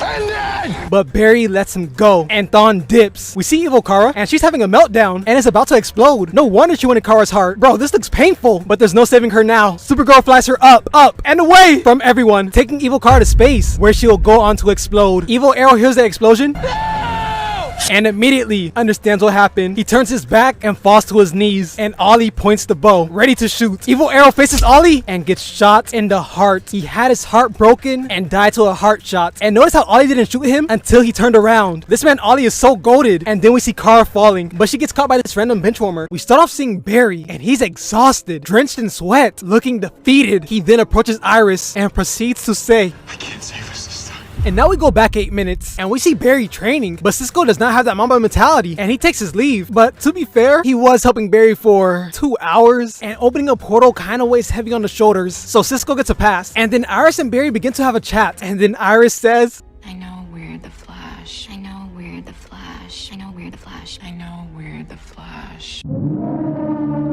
Wait. Hear me out. Iris saying this will make a whole lot of sense later. And then Wells hops on the mic, calling up Barry, and it's to show him traces of DeVoe, where he's been, where he was, and where he is. Well, not where he is. I just added that part for dramatic effect. But if DeVoe does teleport again, the team will get word about it. But we can't worry about that right now because we see Joe's in a shootout and he sends a distress call to Star Labs. We see thugs getting shot, cops getting laid out, and Joe making it clap, catching bodies. We check on Star Labs and they finally book it with Killer Frost, Cisco, and rest her soul, Jesse Quick, all joining the rumble. Back to Joe. Barry is taking his sweet time, giving these thugs an opening to open this container, and then we see the baddie arms the nuke. But then in the background, we hear tussling and see that Jesse and the team took down the thugs. The baddie walks out, staring down Team Flash, staring down the officers, and then Barry pulls up behind her. It's over. For all of Central City. Barry runs up, but it's already too late. Barry turns around, walks inside the container, and sees the nuke is armed. Now look, I don't want to be that guy, but if Oliver Queen was in the lineup, this would have never happened. Barry was trying to be all stoic, talking about it's over! But real quick, why do you think Flash said this? That's because he was trying to resemble the man who became someone else. Barry was trying to resemble the man who became something else. And I have the evidence to prove this. When Oliver put up on Damien Dark, he did his aura farming and proceeded to say, You brought arrows to a gunfight. What guns? And the big difference is immediately after saying his one-liner, Oliver disarmed the threats instead of just standing there like a bozo. And once again, this is like a spider web because it all connects to my case on why Green Arrow beats the Flash. But that's a topic we already had. So let's move on. Jesse Quick proceeds to say, Oh, that's a nuclear bomb. I know. And his core's already gone critical. I know. The second we slow down, it's over. I know. That's not helping. So then she suggests running the nuke to the Badlands, but that's not an option because doing that would speed up the reaction, and running everyone out the city is not an option either. And then a light bulb goes off in Barry's head and he tells Jesse, Wait, that's it. Jay Garrick. What about him? Bro, I don't know why, but Jesse's saying, What about him? Had me rolling. And then Barry tells Jesse to go call up Jay Garrick. And while she does that, Barry walks around trying to figure out what to do. And right now, he needs a genius. So he brings Cisco into Flash time and shows him the nuke. And Cisco starts giving a whole science breakdown using words that are completely made up or I have never heard in my life. But all you need to know is the nuke starts off blue, turns yellow, flips to purple, and then boom. Game over, and tells Barry since the nuke is already started, it can't be undone, but Cisco can possibly reach it to a dead Earth. Cisco sticks his arm out and no dice. And the reason it's not working is because A breach is a folding of space-time, right? So when we're moving this fast, we're moving in flash time. He said it! He said it! We don't have the time necessary for a breach to form. And then Cisco starts getting hazy, and that's because since he's not a speedster, his body can't handle the flash time. So Barry lets him go and books it to Star Labs and brings Wells into the mix. And Barry is struggling to even get a word in, but Barry says lock in. And then Harry tells Barry to open a portal to the Speed Force and send a nuke there. And then Harry starts getting hazy, so Barry asks one last question. Will an explosion that big affect the Speed Force? I don't think so. First off, what do you mean you think so? Secondly, I doubt a nuke could affect the Speed Force. But at the same time, if it can, that just shows how much better Green Arrow is. Now wait, I know what you're thinking. Bro, this is guys, what are you talking about? Just hear me out. Team Flash was able to open a portal to the Speed Force. So who's to say Team Arrow can't do the same? And I want to go into detail right now, but doing that would spoil the video. So let's continue. Jesse and Jay pull up and Barry tells them, We send the bomb into the Speed Force. Let it detonate in there.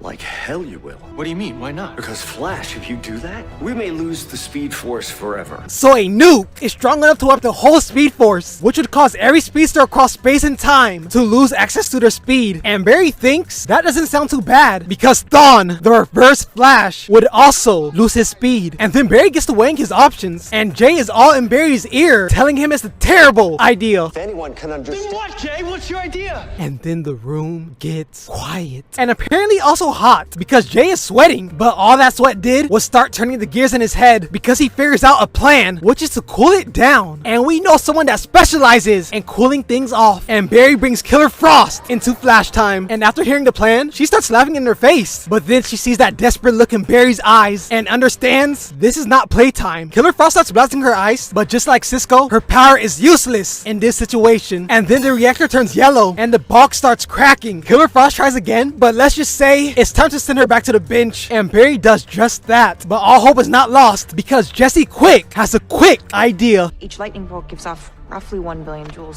so if we all throw a lightning bolt at the same time, it could be enough. And just like that, we have a formula for success. These boys start running in a circle. Flash throws, Jesse throws, Jay falls to his knees. And that's because he's not in his prime anymore. Being in Flash time at his old age is taxing on the knees, so Jay can no longer participate in stopping the nuke. And with no more Jay Garrick, Barry says, we have to send it into the Speed Force. You heard what Jay said. And Harry said it'd be fine. No, he said he thinks it would be fine. Barry, my dad never thinks anything, he knows. and Barry gets heated because the truth hurts. And then Jesse says, why don't we just run back in time? But Barry says no, because blah blah blah, altered timeline, things change, and excuses. Barry looks at the reactor and it's now purple, and Jesse Quick is starting to sweat. So Barry tells Jesse, go back home to Earth 2, and Jesse does just that. We check on Barry and he's also feeling the heat, but now he's in a situation where giving up is not an option. He walks around the warehouse looking at his loved ones and books it. We check on Jesse Quick and she pulled up on her dad, trying to bring him to Flash time, but it's a no-go. But still, she confesses everything she wanted to confess, and if the world's going to get nuked, she will be right there with him. We check on Barry and he is putting that pedal to the metal, trying to find a working formula, but ultimately there is none, and Barry is out of it, struggling to even walk properly.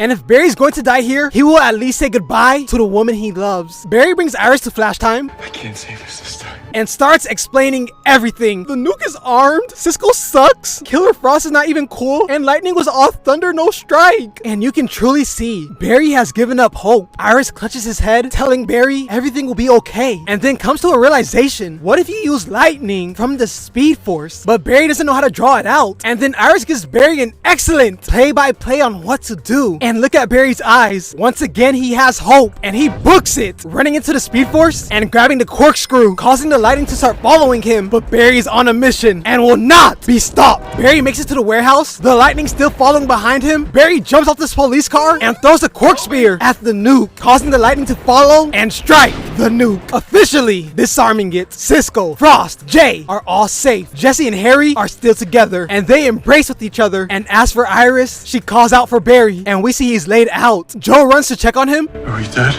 No. That's good. So Oliver pulls up helping Barry, but the staff is draining both of their life energy. Only one of them can survive this. Bando runs up, grabbing the staff, and unleashes its full power, killing Oliver. We check on Team Arrow, and they get eviscerated. We start off with Cisco on a date with a baddie, and she would have been perfect, but her name is Calendar. It's like her parents didn't even try. But then we see she prepared some excellent dishes: the mashed potatoes, the green beans, and the perfectly cooked steak. Cisco got himself a queen. Not even he could believe it. But there's only one thing Cisco can do right now, and that's going for the kiss. But then Vandal Savage pulls up, hitting a superb cock block, and proceeds to start shooting his shot with Calendar. But Cisco will not fold under pressure, and he tells Vandal, paper trail your way out of here. But Vandal says, how about I scissors? And after seeing that, Cisco knew it was time to call up Barry, and Barry books it, sending Vandal to the floor. But Vandal has one more trick up his sleeve and chucks a knife at Cisco, and Barry barely manages to catch it, and Vandal Savage Houdini's. Thank God, Barry. Well, cat's out the bag now. So they all group up, trying to figure out what to do. And Joe suggests sacrificing some cops. Well, he didn't say that, but sending mall cops after Vandal Savage? He might as well have. And then Barry says, why don't we call up someone else? Why don't we call up something else? And then we see what Oliver's up to. And he just put up on Damien Dark. You brought arrows to a gunfight. What guns? Bro, this man is one of a kind. And the way Oliver said, what guns? The sheer confidence. He read Damien like a book. And I didn't even mention about 15 seconds ago, before Ollie pulled up, Damien was torturing this guy, but Ollie stayed stoic. Ollie stayed confident. Ollie stayed himself. And with no fear in his body, Ollie says, what guns? And this is something a lot of heroes don't have nowadays, that charisma. Look at Thea. She's practically quivering in her boots. And Diggle is trying to look calm, but under that mask, he's frightened. And now it's time for action. explosion, Team Arrow jumps down and peep the camera angles. Sensational. And Ollie Mario stumps this guy, officially kicking off the brawl, punching his bozo in the face, and then hitting a Spartan kick. You want some too? And Thea is putting in that work. Same with Diggle. They are completely squad wiping these boys. But then Damien pulls up, grabbing Oliver by his heart and starts draining his soul. But Barry pulls up, getting Ollie and the team out of there, and then tells them he needs their help. So Ollie brings Team Flash to the Quiver base. Also, I just noticed no sleeves. Don't you get cold? I spent the better part of 5 years on an island in the North China Sea. I don't get cold, Barry. Now, although I think the no sleeves are a terrible fashion choice, the confidence in which Ollie rocks it makes it fire. And we can even fact check what Oliver said. I don't get cold, Barry. When we see Nazi Arrow fighting against Killer Frost, she tries freezing Ollie, but Ollie was, dare I say, unfazed and cool-headed. And this proves what Ollie said is facts. I don't get cold, Barry. Cisco pulls up, straight hating on the Quiver base, but it's coming from a place of love, so it's okay. And now Team Flash starts informing Team Arrow, and Ollie gets to grilling Calendar. What else can you tell us? I never met him before. Well, there has to be some kind of connection. No, I just moved here 6 months ago. Why'd you move there? I was drawn to the city. And then Cisco hops in, saying they came here to hide, not to get grilled. To which Ollie replies, you came here for my help, and this is what my help looks like. And then Barry pulls up saying, Oliver, I just saved you guys. Saved? Bro, what is Barry talking about? With or without Barry, Ollie would have found a way out. And do you guys remember when Ollie actually saved Barry's life? Oliver did not once throw it in Barry's face, but Barry is doing it to him. And then Ollie tells us why he was grilling Calendar so hard. And that's because they brought Calendar to his city, not knowing who she is or why Vandal's looking for her. And because of this, Team Arrow is now unsafe. But Felicity steps up, bringing the peace, saying let's go for drinks. And that was the right call, because peace is now in the building. And then Barry and Ollie start talking it out. Barry says sorry for putting this on Oliver's plate, to which Ollie replies, No, but I'm glad that you're here. I'm glad you reached out. and this shows Oliver's level of goatness. Once again, Oliver does not blame Barry for what he did. If anything, he's glad he did it. And for the people wondering, why does Ollie never call for Barry's help dealing with his villains? Well, here's the answer. No, but I'm glad that you're here. I'm glad you reached out. It shows a real maturity. And I would know that because I've never been that mature. Bro, how can you not call Ollie the GOAT? And bro, it's not even just an Arrow. In every adaptation, this man Oliver is a GOAT. And just as things are going well, Vandal pulls up crashing through the window. Bro, is it really that serious? You could have just kicked the door down, but now you just caused a safety hazard within the crib. And Barry books it, getting Oliver his bow. Vandal chucks knives, Ollie fires a shot, and Barry starts catching the knives. But Vandal had one more knife up his sleeve and chucks it, hitting Barry. And how fast is Vandal savage? Not only did he have time to throw a knife at the Flash, but he did it before Ollie's arrow could reach him. Ollie fires another shot, but it gets caught. So now it's time to box. Ollie runs up, missing the bow strike, but hitting the right hook. Blocks Vandal's strikes, but gets hit with a liver shot and kicked to the ground. And bro, scenes like this show how goated Ollie is, because he gets right back up. Oh yeah, and Barry got up catching a knife. I guess it was cool. And Ollie starts letting it rip, straight spamming arrows. And then Thea comes in for the brother-sister Kamehameha, hitting Vandal on the left shoulder. Ollie shoots the right, putting Vandal out of commission. But Thea wants to put him in a coffin and fires the killing blow, leaving Ollie confused. And then he says, This is why we ask questions. bro, and that's facts. Oliver looks over the edge and Vandal is gone. And they immediately understand that this is not over. The team gets back to base and Cisco reveals he had a vision about Calendar being a bird. And then the power goes out, and when it turns on, we see Merlin pulled up, telling Team Arrow about Vandal, telling Team Arrow that Vandal is immortal, telling Team Arrow that there's no way to save Calendar. And since the truth hurts, Calendar goes to get some air, with Cisco following behind, and he comforts her, telling Calendar he will never let anything happen to her. And then she gets snatched by Birdman. Barry starts zooming across the city. Ollie is on his bike, and Calendar is on the roof with this dude. And apparently, back in the dinosaur ages, these two were lovers, but no time to explain. Ollie pulls up spotting Birdman and starts letting it rip, but Birdman hits Ollie off his bike, and now these boys are posted up. Ollie blocks the range attack, blocks the strike, but gets punched in the gut, weaves the hook, and hits him with a toothpiece. No drink, but gets kneed in the gut, and Thanos kicked to the floor. But Barry pulls up, getting grabbed to the sky, and then Birdman drops him, trying to turn Mantis to egg yolk. I'm going to say that again. Birdman, bird, tries to turn Flash into egg yolk. Is the joke not clicking? Birds lay eggs, and he's a... never mind. But Ollie fires a grappling hook for Barry to catch. I'm open to suggestions. Oh, now you're listening to me? It's your city, Oliver. And now here's the plan. They gotta expose his wings. Birdman starts flying in, and Ollie is chucking arrows and weaves the strike, giving Barry the perfect opening to use this tornado move. And Ollie fires a lasso arrow, clipping Birdman's wings. Barry starts running in a circle and throws lightning at Birdman. And now Birdman is officially captured. And bro, look at how inspirational Ollie is. Diggle, Thea, Cisco are all copying his pose. Felicity tried to copy it, but she's not a high enough rank yet. Birdman wakes up and Calendar walks out, and Birdman tells everyone they have been lovers for over 4,000 years. And here's the craziest part. In every life they live, Vandal hunts them down and offs them. And he has done this 206 times. Bro, how do you go 0 and 206? Are you even trying? And the reason Vandal hunts them is because every time he kills them, he becomes more powerful. And then from the shadows, Merlin pulls up. Is that the only way this guy knows how to enter a room? Telling Team Arrow that Vandal is looking for the staff. So Ollie tells Felicity to find it first, and then the team goes on a roof. And apparently, Birdman wants Calendar to jump off the roof. And everyone is confused, but like, he does have 4,000 years of experience. And Ollie agrees with him. Calendar hops on the ledge and gets pushed by Birdman, and Barry books it, catching Calendar. And Birdman says, time for round 2, which Cisco and Barry immediately decline. And then Ollie takes Barry to a one-on-one. I think we let her jump. I get that you're desperate to help and you want to be the hero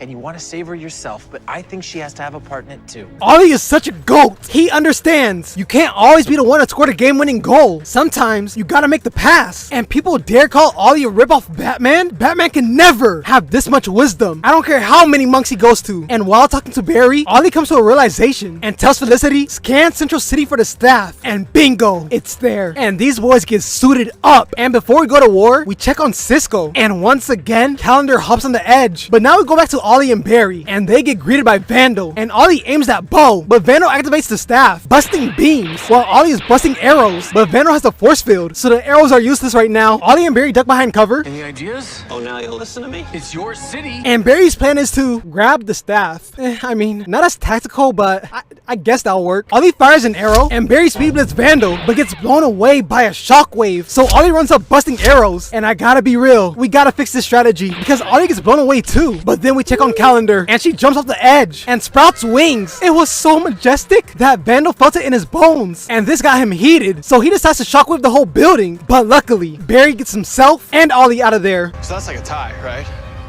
Yes. I agree, that was definitely a tie. But the next battle is winner takes all. And now we see Team Flash heading to Laurel's farmhouse, and they start prepping up, and Oliver's gonna train Calendar. Whatever you do, don't let him train you. I'm sorry, but when it rains, I can still feel where you shot me with those arrows. Never mind. Oliver is not going to train Calendar. So in the meantime, Ollie goes to run something down, but Felicity runs him down, questioning him. But Oliver says, you've just been not you. Well, maybe it's too bright and sunny for me here. And then takes his leave. We check on Cisco, and he's chatting with Calendar. That was until Birdman pulled up, subtracting him from the equation. And we see he brought this box, and it contains Calendar's drip. But now we go back to Ollie, and we see him stalking his ex. Wait. Okay, so I skipped a lot of the scenes involving her. And when I say a lot, I mean all of them, because I completely forgot that it was important for what will happen later on. But all you gotta know is Oliver thinks that child is his, which is why he was watching her. And then he hops out the whip, making himself known, questioning Samantha about William, to which Samantha replies, William isn't yours. I told you I lost our baby, Oliver. And leaves to go pursue her mom duties. But on her way out, she drops this hat, giving Oliver the perfect opportunity to grab a hair sample. And then he gets caught up by Merlin, and he tells Ollie he arranged a meeting with Vandal Savage. Bro, you can really do anything when you're Ra's al Ghul. Barry starts booking it to the location, but then we see another Barry next to him. This is very strange, but we can't dwell on that because Vandal pulls up, telling Team Arrow to just let him kill Birdman and Calendar, to which Ollie responds, but Vandal pulls that arrow out and proceeds to say, Robin of Locksley. I taught him how to use a bow. I can't lie, that's a bar. And then Vandal starts giving a whole speech, to which Barry replies, Alright, I'm just curious, did you rehearse that speech in a mirror this morning, or is this all just off the cuff? And after having his aura shattered, he tells Team Arrow they have 24 hours to give up Calendar and Birdman, or it's bye-bye Central City. But you should already know, Team Arrow is not taking that deal, and Merlin was not happy about that, and threatens Ollie before taking his leave. But now it's time to inform the team, and after hearing the news, Calendar storms out. We check on Barry and Cisco, and Barry tells him, I think I'm gonna time jump. And Cisco says, knowing the future might change the present, which might change the future. What? Back to Calendar, she's talking about nicing herself so millions won't have to die. But then Birdman says millions won't die if we win, and tells Calendar to throw up her dukes. Yeah, no wonder they lost 206 times. But Calendar gets angry, spreading her wings, and tackles Birdman. And Felicity pulled up at the perfect moment, but she has some intel for them, and it's a VHS tape talking about Vandal, saying there might be a way to defeat him. And that's with the staff. We check on Ollie and Barry, and Ollie made Barry test a sample, and Ollie is in awe at the results and tells Barry, don't tell anyone about this. And then Felicity pulls up. Don't get paid, but What was that? No, Felicity. What was that? How did you see that? And Barry folded it under zero pressure and gives the paper to Felicity. And she immediately understands what this is. Now, to be fair, this is kind of Ollie's fault. Why would you leave the paper with Barry? But now we check on Samantha, and Oliver pulls up, telling Samantha he knows the truth. And now you're probably wondering, why didn't Samantha tell him? And that's because Oliver's mother offered Samantha $1 million to hide the baby from him. And Oliver does not believe that nonsense. So Samantha shows him the check she never cashed. And the reason she didn't cash it is because she did not need $1 million to know that she didn't want Oliver's mother or him near the child. And Samantha tells Ollie not to tell anyone about William, including William himself and Felicity. And after hearing that, Ollie returns to base to find Felicity outside. How long was she waiting there? And then she shows Ollie the papers, and Ollie tells Felicity that it's complicated. I don't care that you have a child. I can't believe that you have a child that you didn't tell me about.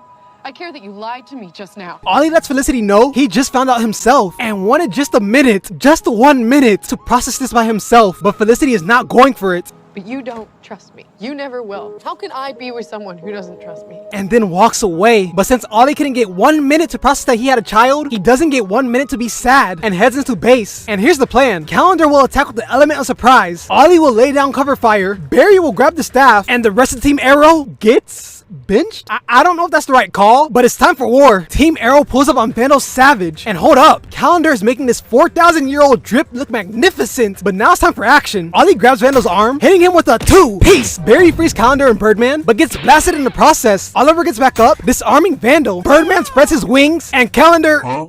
Oh no, but there's still hope. If Oliver is still standing, there's still a chance. Ollie misses the bow strike twice, gets hit with a right hook and a size 12 to the face. Vandal then chucks 2 knives, offing Birdman. Calendar is seeing this, she gets enraged and runs in, just to get stabbed, and gets her soul sucked. Ollie fires an arrow, but it gets blown away by Vandal's aura. Barry runs up, grabbing the staff, and starts blasting it at Vandal, but the gauntlets aren't working, so Oliver pulls up helping Barry, but the staff is draining both of their life energy, and Oliver understands only one of them can survive this, so he tells Barry, "Run, Barry.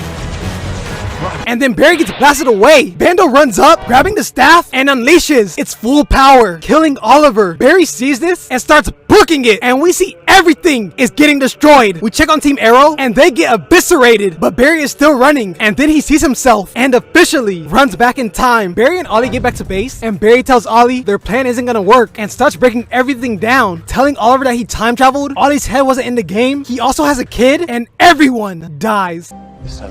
Ollie pulls up on Cisco, telling him to triple check the gauntlets and to also talk to Calendar, and Cisco does just that, working to perfection, causing Calendar to have a whole flashback, figuring out how to actually defeat Vandal. The team groups up, and basically, the gauntlets are missing 2 rocks, and Barry goes to grab them, and now here's the plan. Calendar is the ace in the hole, Ollie and Arrow be GOATs, and Team Arrow is in the starting lineup. Team Arrow pulls up on Vandal, and when Vandal goes to attack, Ollie takes a step back and sets the birds free. Birdman runs up, getting sent flying, and Calendar unleashes her wings, bringing Vandal to the floor, and then Team Arrow pulls up busting, but the busting's not working, so it's time to box. Diggle, Laurel, and Thea get sent back. Diggle runs back up, getting flipped into CTE. Oliver sees this and lets it rip. Barry runs in, grabbing the staff, and starts blasting, and once again, Oliver pulls up helping Barry, unleashing the bros Kamehameha, and officially vaporize Vandal, like he is literally dust. We start in the jungle, seeing Harrison running for his life.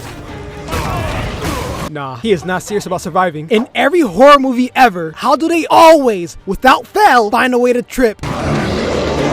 We hear a roar of a gorilla. Harrison gets back up and is once again running for his life. He sees a way out. If Harrison can make it to the log, his safety is assured. And then... Grodd captures Harrison. And now we go to present, seeing a gorgeous but panicked Jessie Quick, telling the team what happened, telling the team she's scared that her father is dead. But Barry consoles her, reminding Jessie they wouldn't capture him just to kill him. And then... There you guys are. I'm looking all over for you. Are we going for coffee or what? Dad! Oh! But Team Flash quickly lets Jessie know... This is HR? He's Harry's replacement. Some would say improvement. This is Harry's daughter. He's been kidnapped. Embarrassing. But now let's brainstorm. We obviously know that Grodd is planning something, but what is Grodd planning? There's only one way to find out. Barry tells the team that he will be going to Earth 2, but he won't be going alone because Cisco and Caitlin join the party. Jesse tries to volunteer, but although it would be amazing to have her around, her father wouldn't want that. Jesse then reminds us that she's beautiful and a speedster that can handle herself, and that's actually perfect. I can take care of myself. I know, which is exactly why I need you to stay here. I mean, this city needs protecting while we're gone. Jesse was not going for that BS. That was until Wally comes out the closet. Besides, maybe you can teach Wally a thing or two. Wait, what is he talking about? Wow. Jesse is not amused and walks away. Barry goes to work talking to Julian, and short story long, Julian will be joining the party, and when he walks in, he gets straight laughed at. Indiana Jones much? Believe me, this is the perfect attire. But now it's time to head to Gorilla City. Welcome to the jungle, baby. Gorillas built all this? Bro, King Kong could never. That bozo lost to a lizard. A lizard! As the team wanders through the jungle, we check on Team Iris, and they get word of a robbery. So Jesse and Wally book it, as we see two dimwits running with Duffies, but their path gets blocked by Jesse Quick and Kid Flash. And unfortunately, Jesse is just here to serve face. Be right back. And although Jesse did an excellent job of looking great, Wallace did all the work. Sorry, I had to stretch my legs. And then a crowd pulls up, cheering on Wally. Jesse is looking jelly. As we go back to Team Flash, we see Caitlin looking good. Still no fashion taste though. Joshua, she's in a jungle. What do you expect her to wear? Something like Julian. They were laughing at him, but he's the cleanest one here. Cisco's radar starts beeping. Team Flash starts scanning the area, finding Harry's watch. It's a trap. Team Flash gets caught lacking and put to sleep as Gorilla Grodd pulls up. Welcome, Caitlin. Knew you'd come. Flash. We now go to the GHQ and see Team Flash locked in a cell. And the news gets even worse. Barry can't phase and Cisco can't breach. I don't think it's the cell. Grodd must be dampening our powers somehow. But there's a bright side. Harrison pulls up, ready to set Team Flash free. Hello, Flash. Grodd has taken control of Harrison, Wells, and to no one's surprise, Grodd tells us that this was all according to his plan. But there is a surprise. Need your help. Grodd asks Flash for help dealing with Salivar, the ruler of the gorillas, who plans on ruling humans and taking war to Barry's Earth. But if Barry was to challenge and beat Salivar, the other gorillas would see his weakness and dethrone him. Well, I'm not gonna kill anyone. Barry then asks Grodd, what will you gain from this? Salivar falls. I take his place. I rule the gorillas. Grodd then sets Harry free. Kill Salivar, and Central City will be spared. Barry lays his head on the bars, thinking of Grodd's words, as Salivar comes to the party and he asks Grodd, why did you not tell me? Humans entered the city. I was about to inform you, Salivar. Oh my. Flash starts pleading with Salivar, begging to be set free. Your fate is sealed. You will all die by my hand. But Barry has a rebuttal, a 1v1. If Flash wins, him and his team go free. If Flash loses, they become gorilla food. I accept. We now go to the arena. The stadium is sold out. This will be a once-in-a-lifetime experience. The Flash versus the Grodd of War. The fight begins, and Cisco tells Barry, I got a plan for you. It's all about the speed punches. Salivar roars as Barry charges in, eating straight shield. That shoulder will never be the same. As Barry hits the ground, Salivar starts running up, smacking Barry into slow motion and laying him out. Change of plans, Barry. It's all about the running away. Barry weaves the attack, running around the stadium. What about a lightning throw? Barry begins prepping for a lightning attack, but Salivar, the Grodd of War, won't allow that as he begins to run, jumping into the air, and then causing Barry to lose his balance and start tumbling and fumbling and then face planting straight into the dirt. Barry struggles to get up. Oh my days, this is quite the reversal of our fortune. The gears start turning in Cisco's brain as he tells Barry, Barry, it's time to pull a reverse Flash. Barry gets up, but Salivar is already diving him. Barry will have to time this perfectly as he vibrates his hand, and then Barry knocks Salivar down, got him sleeping on the soil. I won't kill him. I won't! Grodd is furious at Barry's decision as Barry starts giving a beautiful speech about coexisting and peace and love. Which is why I'm sparing your leader. And then Grodd says, Take him out. Barry gets hit with a sleep dart and is back in the cell. Congratulations, you won. Grodd then takes over Harry, revealing that he lied. I could not defeat Zollivar in combat, but you could. You did. And now I am the ruler of Gorilla City, and all the gorillas will follow me. Grodd played these boys like a fiddle. He played these boys like Nintendo. He played these boys like my ex played me. Oh, why did she leave me? Zollivar never wanted to attack Central City. You do. Grodd plans on going on a revenge tour, and since the gorillas saw what Barry did to Zollivar, they fear not only Barry, but all of humanity. So Grodd will order them to raid Central City and burn it to the ground. Father taught me well. Always think ahead. Saying that while looking directly at Caitlin is so disrespectful. Then why don't you just kill us? Still need you. Flash tells Grodd that he refuses to do anything he says, but not everything's about you, Barry. I'm not doing anything for you. Not you, Flash. You. Grodd needs Cisco to open a portal for him and his monkeys. Flash tries talk no jutsu, but Barry forgot he's talking to a primate, so Grodd reminds him, I am a gorilla.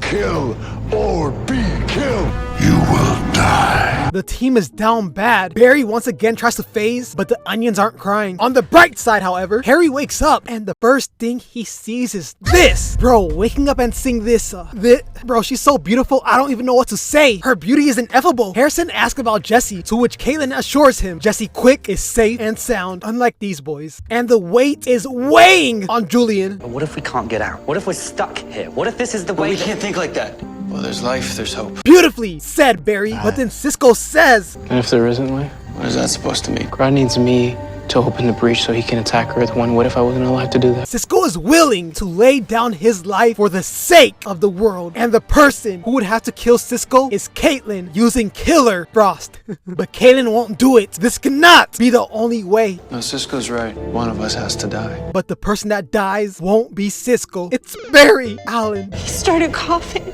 violently, and then he clutched his side violently. His heart stopped violently. Grodd opens the cage, checking on Barry.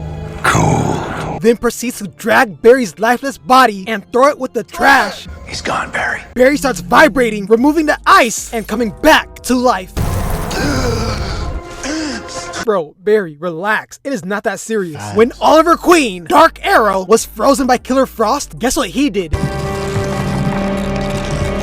I don't even think to kill you. And even our Green Arrow told Barry Allen he does not get cold. Also, I just noticed no sleeves.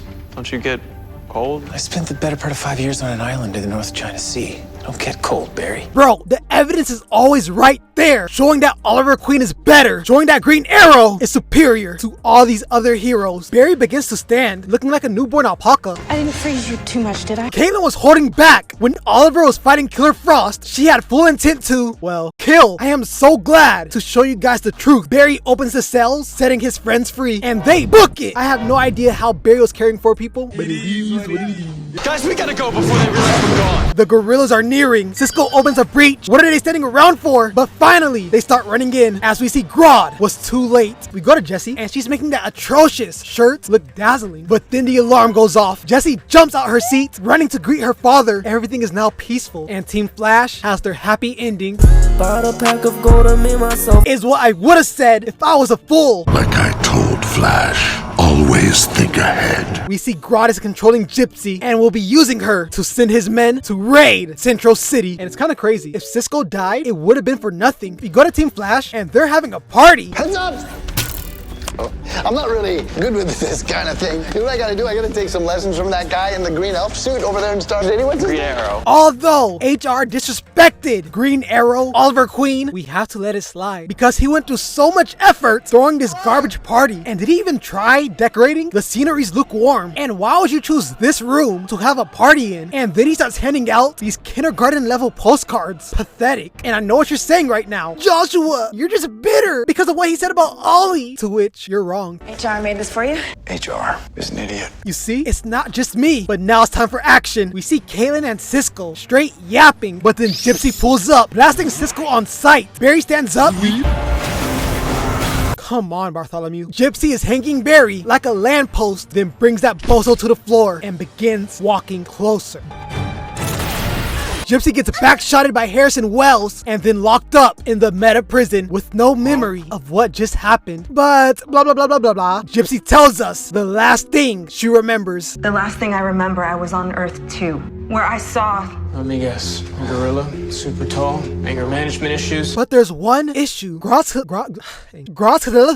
mind control doesn't work across Earths. So that means Grodd's here. And then we see him suited up with his army staring down Central City. And somehow the team can't find him. Okay, he's a giant gorilla who's probably leading an army of giant gorillas. How can you not find him? It really shouldn't be that hard. This whole situation has Bartholomew stressing, but lucky for Barry, we have a certain someone that can see the future. But before we do that, Barry asks Iris to rally CCPD, and then Caitlin suggests adding Gypsy to the lineup. Yeah, but how do we know she's not Grodd's sleeper agent? Beautiful, smart, and I thought she had no fashion taste, but that shirt really brings out her eyes. Cisco vouches for Gypsy, saying that she's a good person. Can you convince her to help? Bruh, she won't say no to me. No way. Embarrassing. But long story short, Gypsy's scared. When Grodd was in control of my mind, the horrors in that monster's head, I can never unsee them. Bro, I would have been like, I'll be the last whore he ever thinks of. Bro, she would have been flowing, but sadly, her flowing doesn't mean that she'll help. So Cisco sets her free, and now it's time to see the future. Now it's time to see where Grodd will attack. State no kill. Bingo. Flash and the cops pull up, but there's no sight of Grodd. Can't even smell him. Too early. No, Flash. Too late. Grodd takes over Joe, and what Grodd does next will take you out your seats. He pulls out Joe's gun, aiming it at his head. Barry tries to reason, but once again he forgot he's talking to a primate. I warned you, Flash. This city and all the puny humans will die. Nah, Grodd is moving devious as he moves that gun closer, finger on the trigger, and then... just barely saving Joseph, and this was not a part of Grodd's plan. No, no, no. This was merely a distraction because the man Grodd really wants is this guy. We go to Team Flash, and they're talking about some science stuff that I did not understand, but basically, they're gonna go into Joe's head so he can draw what he saw when Grodd was in his head. But on a brighter note, Iris is really pulling off that outfit. And on a brighter note, Barry and Iris are having a conversation, and listen to this. What, you wanna kill Grodd?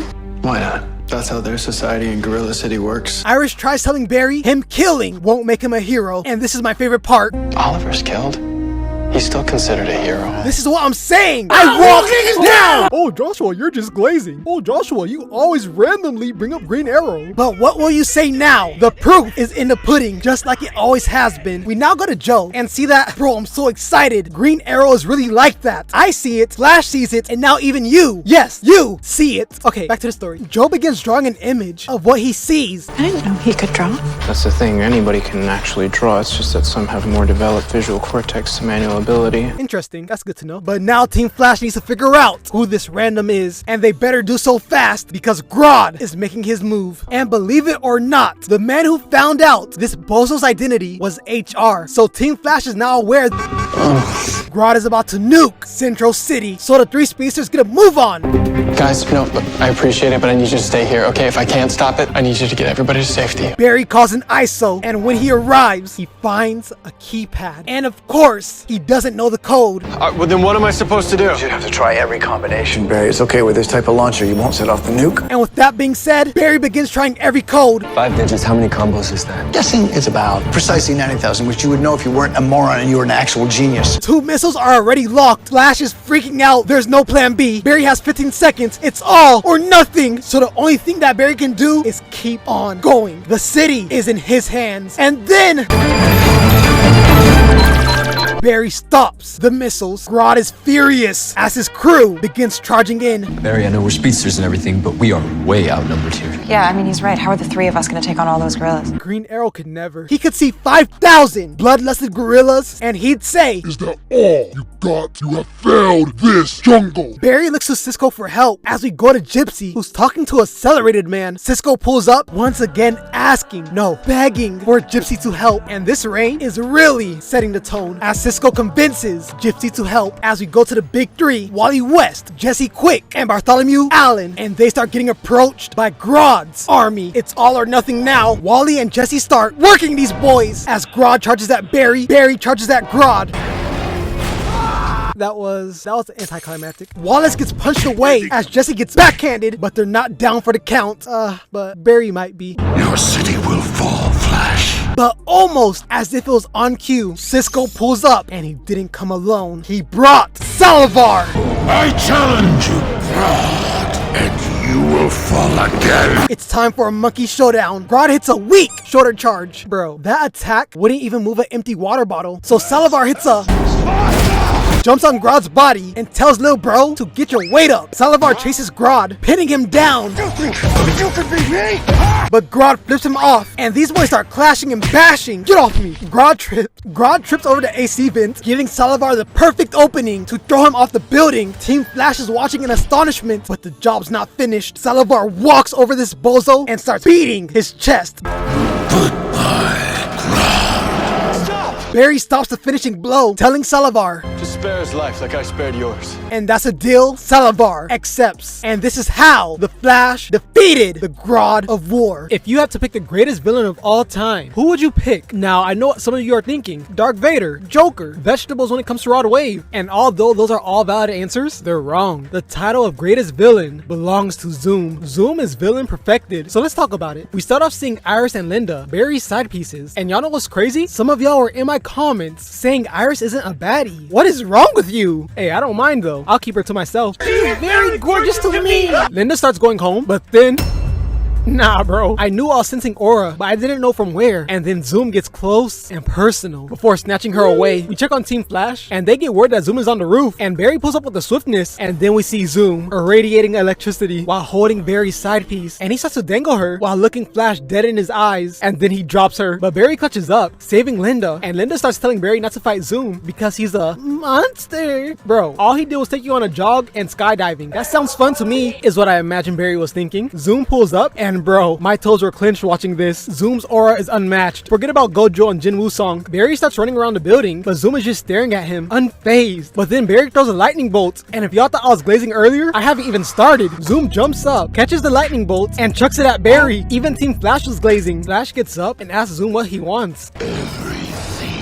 And Barry starts hitting the dash, but Zoom is not gonna let him get away. And these boys start brawling mid-air. Barry drops the serum, but Zoom catches it, and he injects it into Barry, and proceeds to crash land on top of him. Zoom picks Barry up, hits him with it right, and proceeds to start piecing Barry up. Wells has the clear shots, but even he shook. And you know what's crazy? He was the main one hyping Barry up, telling Barry that he could defeat Zoom. And as you can see, that's not the case. And then Zoom proceeds to blow Barry's back out. Wells finally fires a shot, but Zoom catches the bullet and stabs it into Barry. And now you are about to witness one of the greatest moments in villain history. Zoom snatches Barry and starts hitting the dash, taking him to the news station where the love of his life works. And the reporters instantly turn on the live stream, and then Zoom starts talking that talk. Look at your symbol of peace. As he lifts Barry up, this man is no god. He is nothing. What'd you say, Zoom? He is nothing.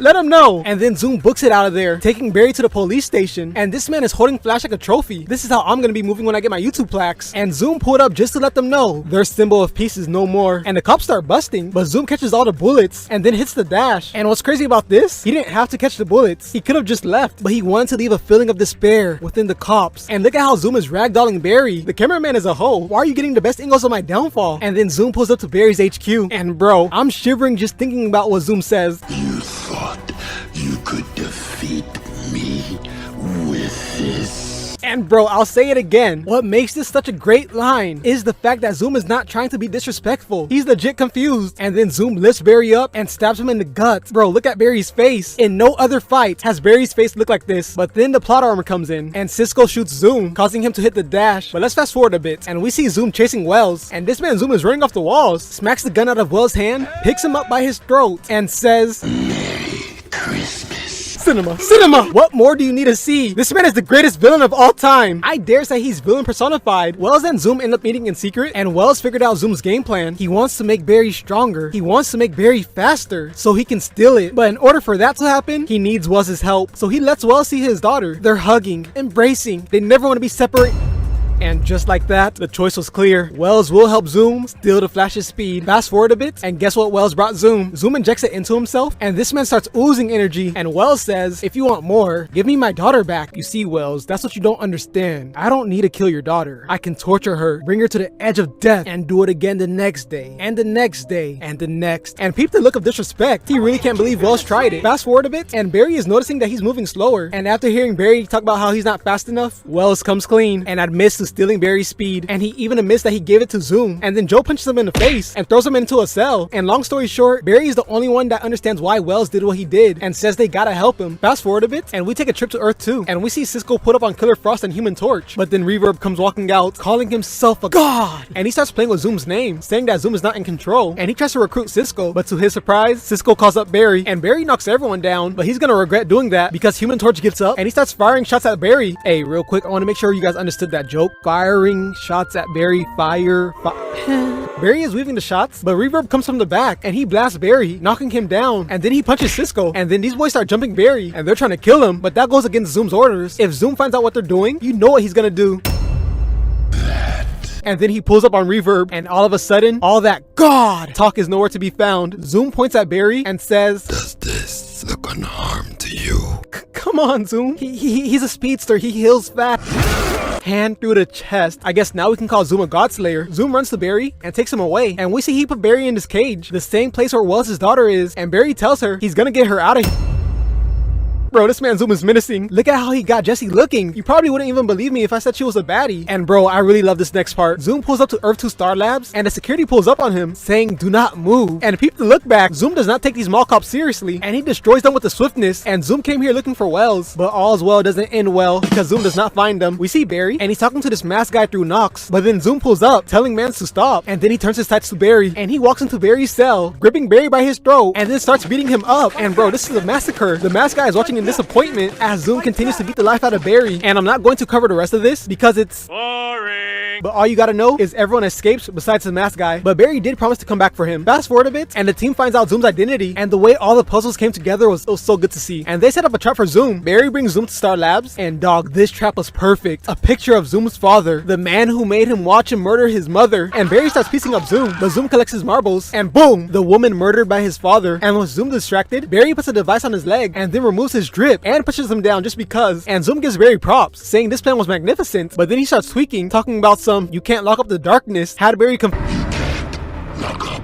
the darkness. Zoom removes the device and hits the dash. Barry goes home and the house is trashed, and then they see a note saying, your speed for Wally. Fast forward, and they agree on the deal, and Zoom for the first time removes his mask in front of Team Flash. And before they start the procedure, Joe asks Zoom what was his motive. Why was he pretending to be a hero? To give people hope, Detective. Hope. So I can rip it away from them. Bro, they do not make villains like this no more. Barry's reaction says it all. Bro, I challenge you to name one villain better than Zoom. Spoiler, you can't. This man is one of a kind. And now it's time. Fast forward, Zoom injects Barry's speed into him, and this man starts floating on the moon. He runs to Barry and pins him to a wall, and he was gonna kill him, but he decided to take Caitlyn instead. But let's fast forward. The team tries to help Barry get his speed back, and it goes terribly wrong and ends up killing him. Zoom pulls up, calls them idiots, and then dips. But long story short, Barry wasn't dead. He was chilling in the Speed Force, but he's back now. Fast forward, and Barry's having a meal with the family, and he finally shoots his shot with Iris, but then Cisco gets a vibe, seeing the world get destroyed, and then Zoom pulls up, grabbing Barry's father, and he books it, causing Barry to follow. And dog, fasten your seatbelt because it's about to get crazy. Zoom takes Barry to his old home, the home where the Reverse Flash killed his mother, and Barry starts begging Zoom to let his dad go, even offering up his own life instead. But Zoom wants to prove they're the same, and he stabs Barry's father straight through the heart. Barry screams in agony and starts begging his dad to stay alive, and Zoom is just watching. Barry, with pure passionate anger, puts Jay up against a wall, but Zoom breaks free, and he hits the dash, and Flash chases him. And as Zoom is running, a time remnant pops up next to him. They look at each other and go their separate ways. Flash finds Zoom and hits him with a slide tackle, then hits him with a knee, left hook, and removes the drip. He picks Zoom up, starts vibrating his hand, and he... Bro, like I said, one of a kind. This man offed himself twice for the sake of his goal, and then he hits the dash. Fast forward, Cisco vibes Barry to Zoom, and Barry agrees to race him. The team pulls up to the spot, and so does Zoom. Barry and Zoom both mask up and get to running, but Barry creates a time remnant. Barry leaves to go free Joe, while the time remnant keeps running, but Zoom peeps this, and he tackles Barry, and he's not even mad, because he got what he wanted, or at least he thought. Zoom and Barry start throwing hands, but the remnant is still running, giving it his all to stop the machine, and ultimately, he does, but at the cost of his life. Back to Barry and Zoom. Barry Barry is piecing man's up, flips Zoom into the air, and hits him with the people's elbow. Barry pins Zoom down, but he's not gonna kill him because 2 time race pull up and they attack Zoom. And safe to say, he does not survive this, and this is how the story ends. But y'all know what's crazy? Barry's remnant died, saving the multiverse, and Barry just continues his happy little life, and it would have stayed that way, but Barry decided to play God. Barry Allen, the fastest man alive, but what is the man to a god? We'll find out as we see Barry go against Savitar, the god of speed. So let's talk about it. We start off seeing Wally, and he's pulling up to Savitar's lair, and he gets greeted by LTG's Covenant. Wally walks up, and Alchemy starts offering Wally super speed, and I gotta keep it a buck. If some random cloaked figure who's been messing with my head offers me super speed, I'ma take it. Even if there's a 99% chance I die, that's the risk I'm willing to take. But Wally isn't like me, and he calls in his team. Barry pulls up, and he locks up all the small fry, but then Alchemy starts flexing this rock that shoots Ki Blast. What type of VVS is that? And then Alchemy kicks Barry, turning mans into a mop, got him sliding on the pavement. Barry gets up, sit down, and Alchemy starts Ki Blast spamming. I can't stand people who play like this. Lucky for Barry though, Joe has him covered, and he shoots Alchemy, and they start interrogating him. But then we hear rumbling, and flashes start zooming across the room, but no one else can see it besides Barry. And we see this Flash starts freeing the Covenant, and then grabs his cup by his neck and turns mans into a jelly toad and throws him to the ground. Barry starts telling everyone to leave, but Savitar is moving with a purpose. Not even Barry can keep up, and actually, Barry gets big bodied, got mans looking like Tokamitsu. And with all this going on, Wally starts hearing a voice that's coming from a rock. Wally goes to grab it and gets trapped in this cocoon type thing, and then Barry gets grabbed, and we get our first look at Savitar, the god of speed. And this man tells Barry, you may serve the Speed Force, but I rule it. Ooh, that's a bar. We see Joe, and he wait, there's no way. He pulls a Glock out on Savitar. Now don't get me wrong, death before dishonor, but what's the game plan here? Apparently it's spray and pray, but obviously that does nothing. But it does give Savitar an idea, and he tells Barry, let's go for a run. And he books it out of there, dragging Barry by his dome. Barry, you have to get your weight up. Savitar slams Barry to the ground, hits him with a double fist. He cocked them hoes all the way back. It is not that serious. And then hits Barry with a 1-2. But it's not over. Savitar grabs Barry by his neck and throws him like an Olympian. Got man rolling through the, you thought I was done? Nah bro, Savitar hates this man. And then he throws Barry to this waterfront. Barry runs at Savitar, but Savitar runs a circle around this man. And I'm not even exaggerating. He actually ran a whole circle around this man just to punch him. And he doesn't even let Flash hit the ground before throwing a kick that sends Flash flying. Get up. Savitar punches Flash. Flick me up for the gram real quick. And then hits Flash with the liver shot. Hey, you still alive down there? Grips the back of the neck, pulls a blade out, and puts it to Barry's throat. And then the plot armor comes in. As you can see, Cisco and Caitlyn pull up, and for some reason, he starts roaring. And then Caitlyn freezes him. Obviously that couldn't hold him. He's Savitar, but he does take his leave. And believe it or not, this was actually the best outcome, considering what's about to happen next. We see Barry and his team, and they end up getting the jump on Savitar's location. But this time, Barry has backup. Jay Garrick, the Unk Flash, some may call him. Barry and Jay pull up, but so does Savitar. Barry says they gotta jump him, but Jay says he can handle this. He must have a trick up his... Nah bro, getting face grabbed not even a second into the fight is insane. And then Savitar hits the dash, and he's giving Jay that Barry treatment, throws Jay into the dirt just to stay in his fit, immediately catches him, and I don't know how that helmet's still on, but he's gonna need it. Savitar throws Vance into a wall, admires his work, and then takes him on another run, ragdolling Unk by his ankle, hitting him into a garbage can, throws him into a wall, hits an up smash, alley-ooping mans, catches his own lob, and dunks it into a crate. But it's not over. Savitar grabs Jay and punches him off the building, and that helmet finally comes off. But Jay is not giving up. He starts trying to stand.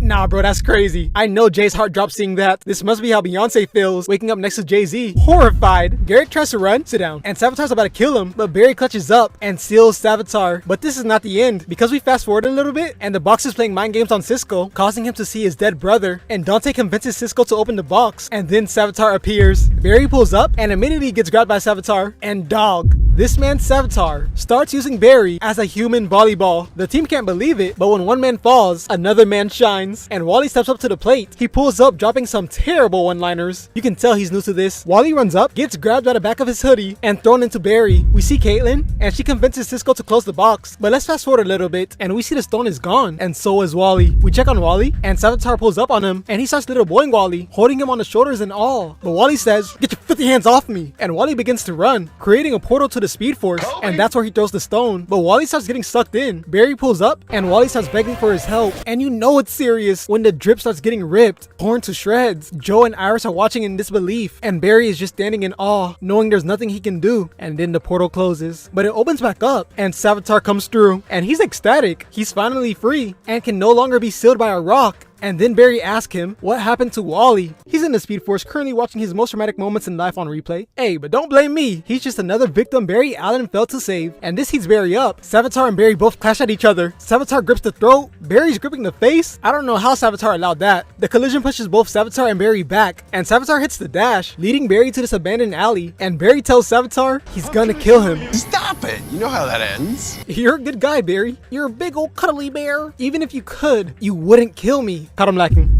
But Barry weaves the punch. Barry runs in, punching Savitar, and immediately runs away. But Savitar is not gonna let that slide, and he spins the block. Savitar jumps down in front of Barry, but all that ore farming is gonna cost him. Flash gets up and punches Savitar. Gotman's hitting a 180, and Barry is looking at him in disappointment. Savitar tries regaining some aura, but Barry grabs his arm and makes man start choking himself. Nah, Savitar, you can't be calling yourself a god and be in this position. But Barry made one big mistake. He tried to unmask Savitar. In other words, he was messing with the drip, and Savitar makes him pay by stabbing him. And you remember all those times where Savitar didn't kill Barry? There was actually a reason behind that. He wants Barry alive so he can watch Iris die. And after hearing that, Barry starts vibrating his hand and he cuts Savitar's arm, and Savitar roars at the camera, and then he takes his leave. And you're probably wondering, why is Savitar moving much slower? Well, me too. I read something that said it's because he's not getting energy from the Speed Force anymore, but I'm not sure. If you know, let us know in the comments. But back to Barry, he's chilling with the family, but then Joel says, love's the only thing we got in this world. Without it, nothing really matters. And then Barry starts thinking, and he figures out who Savitar is. Barry leaves the crib, and I don't know where he went, but he starts screaming for Savitar, and Savitar ducks no fade. You call him out, he's gonna show up. And then Barry starts talking Savitar down, explaining how he figured it out. And then finally, Barry reveals Savitar's identity. Savitar is Barry Allen. And then he hops out the suit. The drip is looking good. The face, not so much. Now, let me break this down for you real quick. Savitar is a time remnant that was shunned by Barry, Joe, Wally, Cisco, everyone from his time. And he's here for revenge. Savitar tries walking away, but Barry runs up and uppercuts him, sending man straight to the ground. And then Barry puts Savitar in an Oliver Queen headlock. But one thing Barry didn't consider is that Savitar's suit is cooler than his. Got Barry shook, and he gets thrown like a little boy. Savitar jumps in his suit, and both these boys start running in a circle. And then finally, they charge at each other, shooting lightning that repels both of them back. Barry gets up and Savitar is gone. But let's fast forward a little bit. Barry just finished teaming up with Captain Cold, and they stole a device that will help defeat Savitar. Barry runs to Star Labs and lets his team know the good news. Wait guys, where's Iris? Iris is safely stashed away on Earth 2 somewhere Savitar will never find her. This man Savitar was pretending to be Barry. Well, not really pretending since he is Barry, but like, you get it. Savitar starts making his way to Earth 2, and we see Joe and the team get armed and ready. Savitar pulls up. Bro, ain't no way. This man made a pit stop just to get his drip. I'm not even mad at it. Wally runs up, punching Savitar, but that hit did reverse damage. Got Wally staring in disbelief. Savitar starts swinging, gets a hold of Wally, uppercuts man to the ceiling, and what comes up must come down. Savitar catches Wally and snaps Wally's leg. Joe and Wells start busting, and obviously it does nothing. He's Savitar, the god of speed. But Savitar powers down the suit, and Flash jumps behind Iris. If you aim that gun at me, your daughter is not gonna have a dad. Iris starts pleading, begging Savitar not to kill them. I'm not gonna kill them yet. They gotta watch you die first. And then Savitar grabs Iris and hits the dash. Barry gets back, and he hears the news, but he's surprisingly calm, and they start planning on how to defeat Savitar. They know where Savitar will be, and they know when he will be there. And to make matters better, the weapon is complete. Fast forward a bit, Barry pulls up to the location. Savitar arrives, Iris in hand, tears in her eyes. Savitar drops Iris and tells Barry put the dukes up, but just like a YN, Barry is not here to throw hands, and he grabs the stick. But Savitar is weaving all the shots, but he can only weave for so long before Barry catches him lacking. Savitar gets brought down to a knee. Hope begins to hit Iris's face. Barry is feeling himself, but then Savitar stands, blowing the energy off of him. The hope they once had has turned into despair. Savitar grabs Iris. Barry, with no other option, starts begging. Savitar brings out a knife and stabs Iris straight through her chest, and then hits the dash, leaving Barry to wallow in pain. And this is how the story ends. We all know the god of speed, Savitar, but have you heard of Godspeed? A man who they compare to the reverse Flash, a man who started a speedster civil war. So let's talk about it. We start off seeing a white Flash, and then we see two Godspeeds, and they're speaking to each other, but they aren't speaking English. Here's what it sounds like. We check on Barry, and he's checking on Iris's pregnancy test, but then we hear rumbling, and the windows shatter. But lucky for Cecile, Barry protected her. Barry pulls up on his team, and he finds out Godspeed is on the run. And just in case this is important later, Godspeed is an artificial speedster, and his motive is that he wants organic speed. The team is checking the radar, and the Godspeeds disappear. We check on Caitlin, and she's about to perform surgery, but then the alarm goes off. Flash pulls up on Chester to get the MO, and it's Godspeed back on the loose. Flash hits the dash, pulling up on Godspeed, Godspeed. And Flash starts calling this man a fraud, saying he's not nothing but an off-brand shadow clone, to which Godspeed responds, but Chester has a translator, and we find out what the Godspeed said. I have him. And then Flash realizes this was a trap, and now he's surrounded by 6 Godspeeds. And with his back against the wall, there's only 2 options, fight or flight. I'm out. He's a pussy. And Barry starts booking it, telling Chester to drop the force field. And after some hesitation, Chester does it. And Flash slides in real smooth like at the last second, just barely making it through as the Godspeeds watch from outside the club. But I have a question. What if Chester didn't hesitate and Barry didn't make it inside? What was his game plan? Die? The Godspeeds try to phase through, but no dice. Break the walls down! And basically what the Godspeed said was to break the walls down like Chris Jericho. And the force field health is depleting. Flash pulls up on Chester and he's asking if there's a way out, but that's not an option because Caitlin is still doing surgery. We check on the Godspeeds and hold on, I know y'all can move faster than that. These boys aren't trying to get in for real. Back to Barry and Chester. Chester came up with a plan, and bro, it was so stupid. Do you want to know what the plan was? Be unpredictable. And Barry's looking at Chester like he just solved cancer. We check on Caitlin and she's still locked in, and the baddie's freaking out, but Caitlin is not gonna let that ruin her focus. We check on Killer Frost and she frees this guy and asks for his help defeating the Godspeeds. Back to Barry and Chester. Chester elaborates on his plan, which is to use the Godspeed voices against them. Now that's what you call a game plan, but it's gonna take 4 minutes to complete, and sadly I don't think they have 4 minutes because the Godspeeds start using the sonic wave attack and it shuts the barrier down, and the Godspeeds couldn't wait to get in there. One Godspeed pulls up on the Flash talking about some "you're gonna die," and after hearing that, Flash tells Chester to hit the dash, and you don't gotta tell him twice. He books it into Thawne's room. Back to the Flash. These boys are boxing, going hit for hit, run on the walls, hold this kick, and then hits Barry, sending him flying. And peep the form. That follow through was immaculate, and before Flash can even hit the ground, Godspeed pulls up punching mans, but Barry's tired of being a punching bag. He runs in a circle throwing lightning, and then Barry runs on the walls just to get his get back from earlier. We check on Killer Frost, and 2 Godspeeds pull up, and her and mans were probably gonna die, but Chester came in clutch and starts playing the audio through Star Labs, and it's working to perfection, leaving Godspeed wide open for Flash to start piecing mans up. And then Flash cocks that fist all the way back and punches Godspeed in the chest, moving him a solid 2 feet. Godspeed loads up a haymaker, but Flash hits a football slide, blocks the punch, grabs the arm, putting his filthy hands on the drip, spins Godspeed around just to sock him. But just like a sock, Godspeed has that comeback in him. Godspeed punches Flash, turning mans into a bird as he crashes to the floor. We check on Killer Frost, and these boys are piecing the Godspeeds up, even hitting a tag team combo. But wasn't there 6? One's with the Flash, and 2 are here. Where's the other 3? Back to the Flash. He gets up and throws lightning at Godspeed, but then we see this Godspeed walking, and he breaks into Thawne's room, somehow sending Chester flying. And this Godspeed must be the smart one because he stops the audio, and with no more distractions, we see Chester about to get clapped. Killer Frost and bro got hit with lightning, and the final 2 Godspeeds pull up on Flash. And now once again, Barry has 2 choices, fight or flight. And he takes out all 3 Godspeeds. Bro, those last 2 Godspeeds are frauds. They gotta just be normal people. But then this Godspeed says, "Chase the Flash!" And all the Godspeeds pull up, following Flash, moving all across the city. And then they run past Flash and hit him with a combined lightning attack. And once again, they have Flash surrounded, and they start stealing his speed. Flash is in agony, but then he looks up and sees 6 more Godspeeds. And they attack the other Godspeeds, saving the Flash in the process. And they start brawling. This Godspeed was trying to ore farm, but got pushed out the way. And then bro throws lightning, getting himself a 2-piece. And Flash is watching in disbelief as the brawl comes to an end, as these 2 Godspeeds clash fists, causing all the Godspeeds to disappear. Back to Caitlin. The surgery was a success. Barry goes home and turns on the news, and the Godspeeds are back, terrorizing the city. But then Nora pulls up, begging for help, but Barry is choking, so he can't respond. And then Nora disappears, and we find out that was all a dream, except for the Godspeed part. They're actually back. Flash pulls up to Star Labs, and apparently he just finished getting jumped, but was saved by the Godspeeds disappearing. Caitlin patches Barry up, and this man currently has 6 broken ribs and is internally bleeding. Bro, CW could have gave us the ultimate jumping. Barry tells Caitlin about his Nora dream, and Caitlin is just nodding her head, adding nothing of value. If only there was someone that became someone else. If only there was someone who became something else. Maybe I can help with that.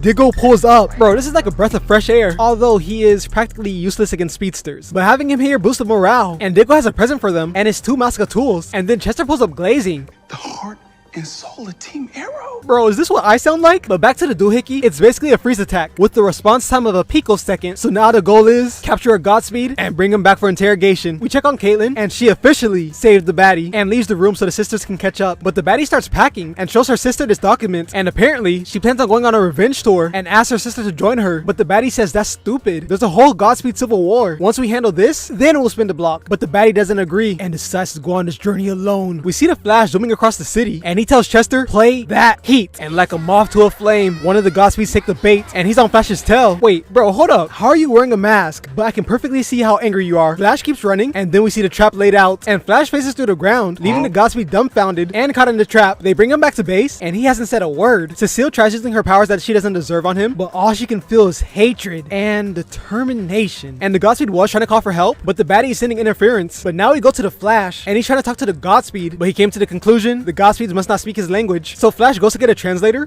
A translation will not be necessary. Bro, they could have spoke the whole time, and the Godspeed even knows Barry's identity. And with the cat out the bag, Barry takes off the drip and asks Godspeed, why talk now? You had Joshua doing those stupid impressions for no reason. And basically, Godspeed answered the question through parables and tries to recruit Barry to help them achieve their goal.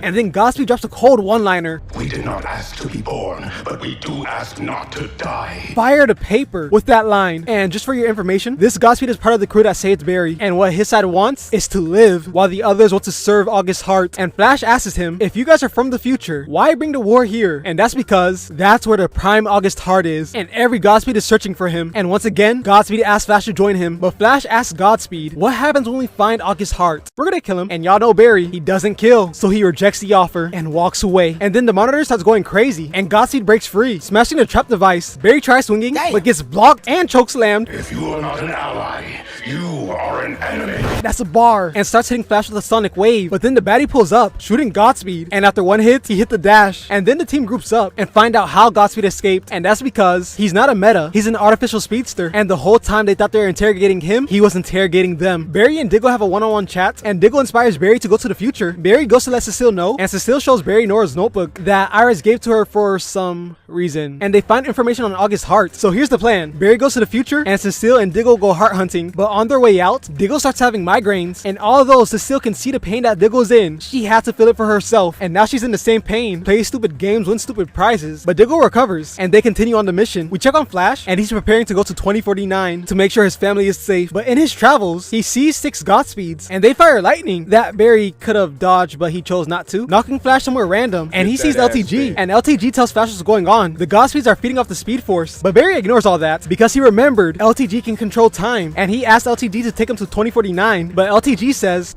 pretty busy right now. What are you doing? What? Keeping me safe. And then Iris comes out, and she's in pain, and LTG was the one keeping her stable. And after telling the Flash what's going on, LTG and Iris gotta hit the dash. Iris, I love you. Nah, LTG, you're flawed for that. You couldn't let Barry get off one more syllable? Back to Godspeed, he's holding this grown man by his collar. Bro, you may be fast, but I refuse to be done like this. But Diggle comes out, shooting Godspeed with nanites, courtesy of Ray Palmer. And he starts piecing Godspeed up, sending mans to the ground. But then the headaches come back, and Diggle's constantly hearing the word, worlds away, worlds away, worlds away. And unfortunately for Diggle, Godspeed is about to dig Diggle a hole. Do you see what I did there? Dig Diggle a hole? Like he's gonna put him in the grave, because his name is Diggle, and you gotta like dig a grave. But Killer Frost comes to the rescue. But now let's check on the baddie. We see she's on a mission of her own, and she sees something horrific. But before we find out what she saw, we go back to Flash, and he gets teleported right behind Caitlin. And then Barry tells them Iris is in danger. Back to the baddie, she's walking past a whole bunch of corpses and finds her sister barely alive. And with her last few words, she starts blaming her sister. Yeah, okay. And then her body goes out in a flame of fire. I can't lie, that was hard, but it left the baddie in pain. Seeing her sister's life end right in front of her, it's truly insane. But back to Diggle, the team finds August Hart, and they bring him to the lab, and they plan on doing some science stuff to his brain. But we have some bad news. Diggle is taking his leave. It was good having him for the ride. We see Caitlin getting ready to inject Hart, and he starts tweaking, but he finally remembers his name, and obviously it's August Hart. But that's all he remembers due to his memory loss being so severe. We take a look at Barry, and he's moping, but then Nora pulls up, telling Barry everything will be okay. And then Bart pulls up, leaving Barry in shock. But let's take a trip to the past real quick. Well, also the future. We see Godspeed running, talking to himself. And once my ascension is complete, I will bow before the might of Godspeed. Oh nah, that's embarrassing. Nora hooked man straight out the sky and looked good while doing it, but we can't enjoy her beauty for too long because ain't no way she really put Godspeed to sleep. Guess you couldn't run away forever, Hart.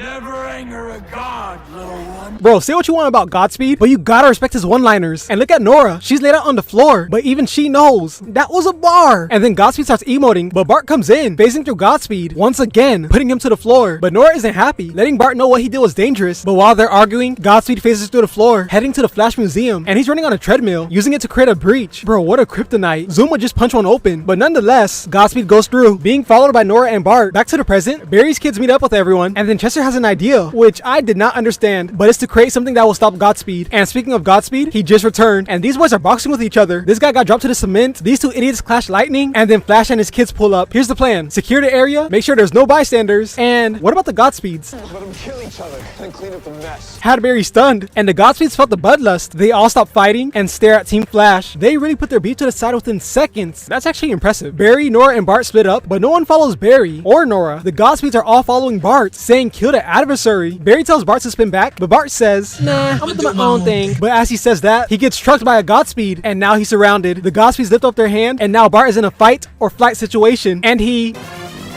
Nah, bro, you're not serious. Out of fight or flight, you chose deer in headlights. Bro, this is pathetic. But Bart gets saved by the bell. And this man, he has the nerve to try to play it off. We saw you, bro. Bart, I didn't want to do this, but we gotta put you on fraud watch. They head back to base, and Barry asks, why did they only follow Bart? And Bart says, I want to know why every Godspeed out there just tried to kill Bart. Because he's my thought. no. There's no way he just said that. Play it back. I don't believe it. Because he's my thought. Before I say anything, let's let this play out. Bart proceeds to call Godspeed his arch nemesis, and Barry says, You can't just throw his name around without knowing what it means. I know what it means. nah, bro, close the schools. This man called Godspeed his thorn, yet when it came down to fight or flight, you turtle shelled. Barry was in the same situation twice, and he did both fight and flight. And then you have the nerve to hit this Italian maple table. Have some class. And I wasn't gonna say this until later, but the reason he compared Godspeed to Thawne is because he killed Jay Garrick and... oh, wait, that's it. Like, yeah, that's sad, but there's levels to this. When Barry asked Thawne, why did he kill his mother? You know what Thawne said?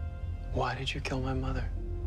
Because I hate you. Like, bro, come on. Godspeed isn't even Zoom level, but that would be a better comparison. But back to Barry. Barry asked Gideon about Wally, and he's in a deep meditation, so he won't be participating. But then Iris pulls up, and apparently, she was watching everything. And bro, they really believe this Thawne Godspeed nonsense. But then we get a look at Jay, and he got his speed back. He puts on his drip and gets sent flying, and now he's surrounded by 5 Godspeeds, 6. And he puts Jay in a headlock. We check on Flash, and he's trying to bench Bart, to which Bart looks at Nora for help, but she does not back him up. And we see he ran to Joe's house, and this is where they reveal that Godspeed killed Jay. But let's check on the baddie real quick. Also, I just found out her name is Allergy. Allergy was supposed to charge this machine, but she's been slacking, and if you remember what she just seen, then you know why. And then Flash pulls up, and he needs that machine like now, but since it's not ready, Barry charges it himself and hits the dash, and now Barry's in position, and we see Nora leading the Godspeeds. Flash turns on the device, and just like Ring Around the Rosie, they all fall down. But then Nora gets hit, and so does Flash, and Nora is passed out, so Flash jumps in front of her, taking the pain of both Godspeeds. But this guy said make it 3. Matter of fact, make it 4. And once again, Killer Frost comes in clutch, and these boys book it. They get back to base, and the reason the device didn't work is because it needed to be charged by Allergy, not Flash. And then Bart pulls up, saying sub me in, coach, but he's still benched, along with Nora now, but maybe not for long. The alarm goes off, and the Godspeed sent a message saying turn over Bart, or we're gonna send Jay to the stars again. If Godspeed does what I think he's gonna do, then I take back everything I said about Bart. Chester finds Godspeed's location, and Bart books it, heading straight to the smoke. And once he arrives, he sees Jay on the floor, and then the Godspeeds come out from the shadows, holding Jay Garrick, and they drop him like garbage. And then another Godspeed pulls up behind Bart and starts shocking him. Barry and Nora pull up, and this one Godspeed has Bart in the air, and Nora somehow convinced all 5 Godspeeds to chase her. Bro, that was terrible IQ. 2 max should have been enough. Barry runs at Godspeed, phasing through a sonic wave attack, and then phases through the Godspeed and catches Bart. Jay gets up, and all I have to say is, this is your Thawne? What a joke. Nora pulls back up, and so does the Godspeeds. And it's not just the 5. More Godspeeds come to play, and they surround Team Flash. And Flash and Jay are with the smoke, but then a door opens. I leave Central City for 2 seconds. And then Cisco freezes the Godspeeds, and they get out of there. Also, Bart is still knocked out. Shocker. And now here's the new plan. Inject Barry into Hart's mind in hopes of finding a way to end the war. They both suit up and get to action. And Barry officially enters Hart's mind, and the true Godspeed shows himself. And Flash starts questioning him, but Hart is spitting out tomfoolery, to which Barry replies, Tell me what the hell's going on. Or what? oh nah, this man's rage baiting. And then he stands, calling himself the living God of Speed. And then he starts disrespecting Flash's kids. You're gonna leave them alone, I swear. Are you threatening me, Flash?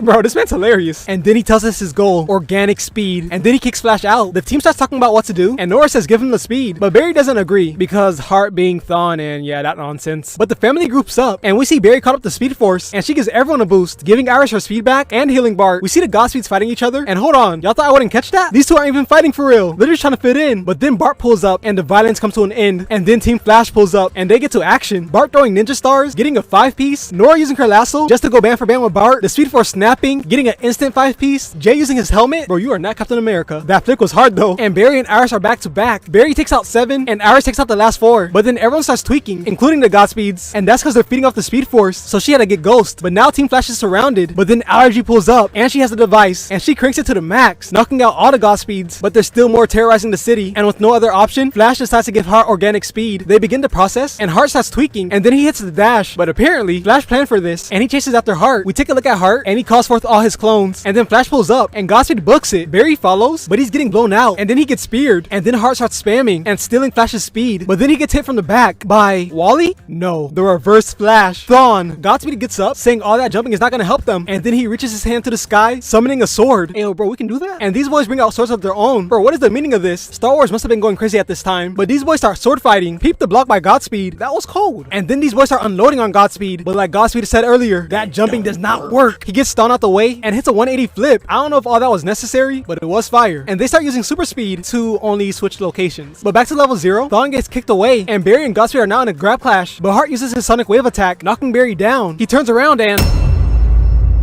he gets stabbed by Thawne, and Thawne is looking Godspeed dead in the eyes. I hope Bart was watching that. Barry checks on Heart, and he's still alive. But now it's just Thawne and Barry. Barry tells Thawne to walk away, but you know Thawne is not going for that. He swings on Barry, and Barry is now in Flash time, and he throws Thawne. Hadman's appalled. Thawne, not knowing what just happened, starts questioning Barry. I created you. I taught you everything you know. Everything you are is because of me. What did you do? I got faster. Didn't you? Bro, that's a bar. Thawne had no choice but to hit the dash. We start off seeing the legends on the ship getting ready to go back in time to undo Thawne's changes to reality. And in order to do this, they need the blood of Christ. Oh, and also, they need to avoid being seen by their former selves. But there's one important question that still needs an answer. I got a question. What happens to us when our former selves destroy the spear? We cease to exist. And once that reality sets in, the mood dimmers. But Sarah's beauty, and I guess her words, lighten up the room. And now it's time for action. Sarah's being looked out while Ray Palmer, courtesy of Ray Palmer, goes to grab the blood. And he grabs it? Well, that was easier the second time around. Thawne has arrived. I knew you idiots would come back from 2017. You are just so predictable. But Ray Palmer won't let that slide. Give me back the vial. What vial? Bro, I'm not gonna lie, Thawne, that was cold, but I feel like I heard this before. From the man who became someone else! I think Thawne stole the flow of the man who became something else! When Oliver Queen, Green Arrow, was fighting Damien Dark, listen to what he said. You brought arrows to a gunfight. What guns? Thawne copied his whole flow! Word for word, bar for bar! And people always want to disrespect Oliver Queen. Even in Legends, Merlin and Damien were casted as foils for Thawne. And that makes no... I'm getting off topic. Sarah calls out to Ray Palmer, but Thawne begins walking closer. You know, my allies keep giving me the same simple piece of advice. Thawne snatched Ray Palmer's heart out of his chest. Sarah is shocked. Thawne is feeling glorious, and Ray Palmer's heart is beating out of his chest as he falls to the ground, lifeless and no courtesy. Thawne drops Ray Palmer's heart. I should have done that ages ago. Sarah wants to charge in, but Rip is holding her back. Rightfully so. I mean, what are you gonna do? Put his heart back in his chest? And the pain of losing Ray Palmer and his courtesy causes a Great Depression. Not even Sarah's beauty can get them out of this, but luckily, there's a wild card. Mick comes in, boosting everyone's spirits, giving Sarah the second wind to come up with a new plan. So we steal the spear and get it out in 1916. Now, you do realize that there's a big problem with that plan, Sarah. The other us's have the spear. Rip does not agree with this plan, but desperate times call for desperate measures. As we go to 1916, we see Snart pulls up on Damien, so to speak. Thawne from the future, where they have the spear, has arrived, warning these boys about the legends, then leaves to get back up. As the legends get ready to board the ship, Mick takes the lead, disabling Gideon, as Sarah and Jax stay back. And when these boys enter the ship, they're met by Sarah, who is looking good and isn't aware that these aren't her teammates. And in order to escape, they say, Okay, crisis. What? I need to run some repairs on Gideon. Yeah, I need to get the spear a beer. and make their exit. Sarah's confused, but they're idiots, so she doesn't question it. You're not supposed to be guarding the Spear of Destiny. Mr. Rory offered to spell me. Mick has gotten the spear, which means that Nate has to get Ghost. But then Amaya walks in. Nate is in awe, and not just because she's beautiful, but because she died. Nate begins stuttering, fumbling over his words, getting lost in Amaya's eyes. And he's better than me. I would have been crying on my knees, snotting out the nose in this current moment, but there's no time for that. Nate needs to go because Greg and Jax notice Gideon isn't enabled, and when they leave, Nate hugs Amaya, never wanting to let go. As we go to Rip, and him and Mick are ready to go, but because Nate is taking his sweet time, the past legends begin to arrive, which means We gotta get out of here. Negative. Your old selves are back. And if you come out of the ship now, they'll see you in wreck time itself. Now I gotta be real, Nathaniel stole this bag, but at the same time, the best comebacks come from being in a terrible position. Sarah and Jax try to stall, and they greet their past, telling them the ship is leaking radiation. We got everyone off of the ship right away. Except Gray, who's working on fixing the ship. Oh, brother. I thought you said it was too dangerous to be on board. What's a little radiation for one half a firestorm? The past legends group up and start putting 2 and 2 together. Ray, what's your 20? I'm standing right in front of you. The cat's out the bag. Sarah tells Ray Palmer to take these boys out. They slowly start walking up, and Ray Palmer hits Sarah with that courtesy of Ray Palmer. Jax hits a weep and tries explaining the situation to the guy whose brain is a pebble. So you know he got rocked. But as for Sarah, if you would friendly fire. Just weep. Let me explain. Taking Ray Palmer out. But sadly, Nathaniel walks up. Oliver Queen could never. We go to the ship and Mick is ready to leave. If we leave, they'll see us. Then don't go. Firestorm has arrived. I can explain. That you're a Legion in disguise? Yeah, I know. Bro, he didn't even try listening to reason. But when you're up against Malcolm Merlin, Thawne, and Dark, I can see why you'll be a little jumpy. We go outside and Rip notices Sarah's necklace, coming to the realization that they aren't imposters. Past Sarah brings them on the ship and begins questioning. Whose bright idea was it to do the one thing that could jeopardize all of time? Yours. And then Ray Palmer, courtesy of Ray Palmer, notices that a few members are missing. Well, dead. Good as dead. And after realizing that they failed, Sarah goes to think, being comforted by her future self. And we see Nate goes to his past self to make sure he doesn't fumble the bag. What do you want me to do? We all want to change the future. I'm not talking about the future. I'm talking about changing who you are now. That's a bar. And to finish it off, he says, because there's nothing worse than looking back at your life with regret.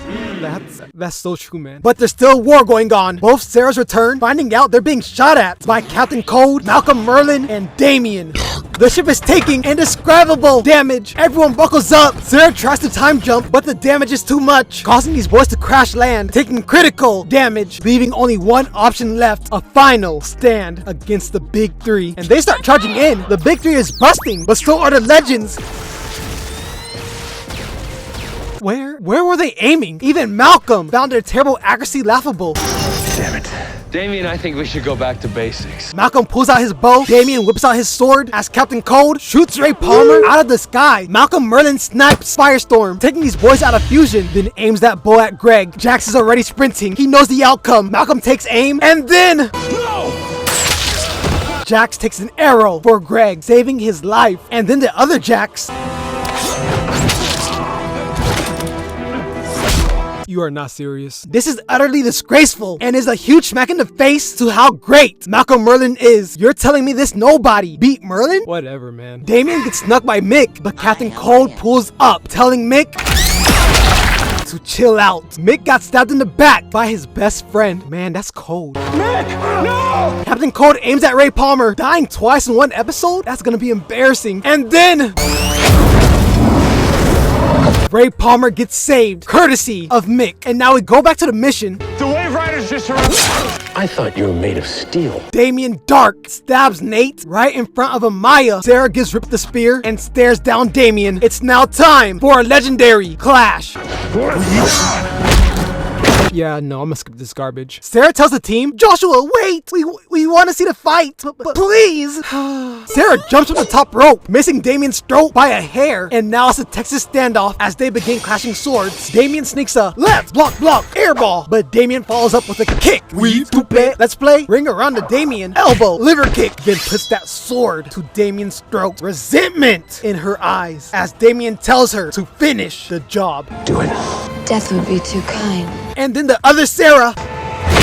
I hope you guys are happy. Sarah tells the team to get to the other ship. Amaya's clutching Nate in her arms, and for his final words, he says, Don't be a douche. Excuse me? I won't, bro. Amaya takes Nate's hand, and they begin to scatter, grouping up with everyone else. Can't believe we made it. Don't jinx it. Reverse Flash has pulled up, running circles around these boys. Hey, that guy. To which Thawne kills Future Rip and replies, Not that guy. These guys! Thawne has brought multiple time remnants to the party, and were all these speedsters necessary? You're going against the legends, not Green Arrow. But better safe than sorry, as Thawne says, If you want something done right, you really have to do it yourself. the legends are dumbfounded, being surrounded by so many Thawnes, and then Thawne demands the spear, to which Greg replies, You can go to hell.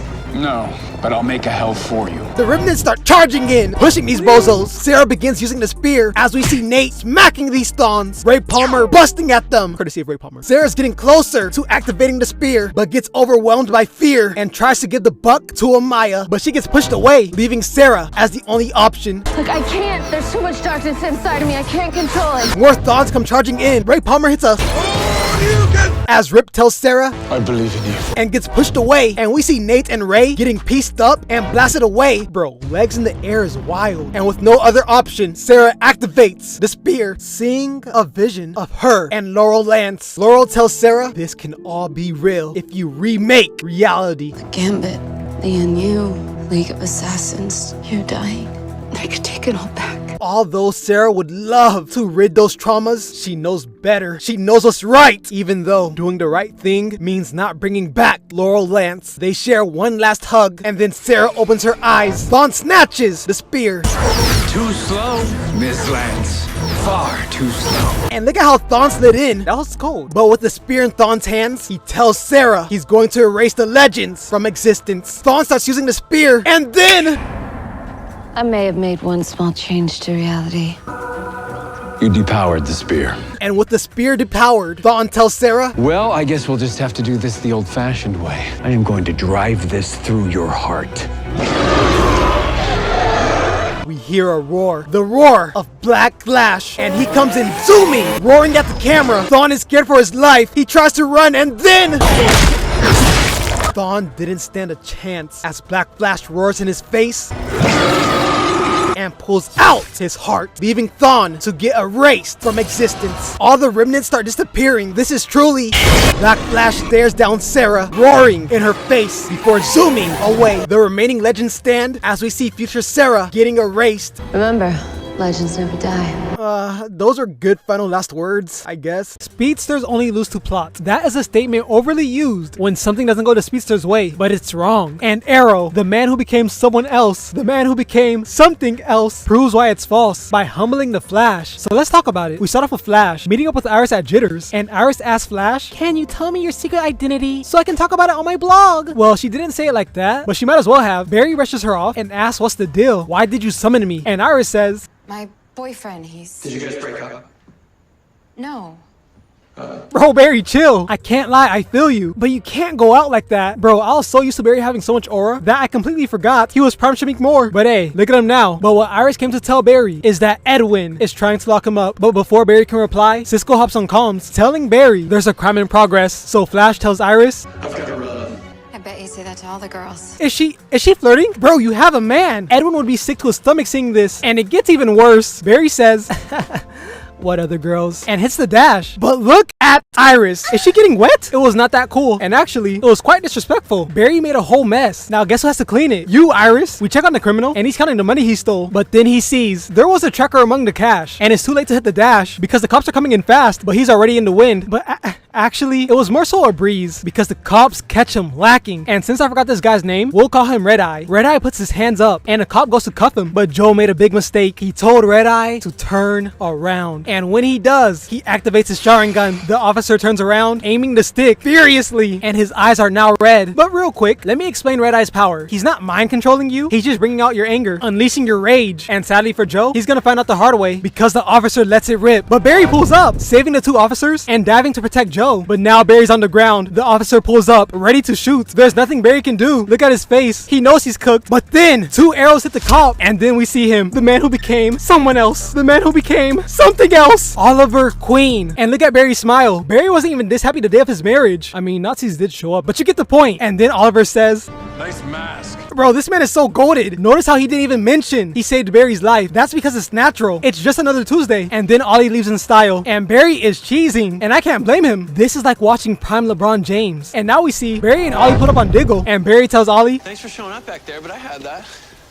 Bro, I'm not even trying to glaze right now. But the way Ollie responded, bro, listen to it. I could spend 10 minutes explaining why that line is so good. But Oliver summed it up for me. I was getting ready to make my move. What move? The one to the morgue? And then Barry asked, why is Team Arrow in Central City? And that's because something about a boomerang? Who cares? Barry says they should team up, to which Oliver says no. But then Felicity steps up, saying that she'll team up with them solo. And as she starts walking to the car, Barry says, How about I give you a lift?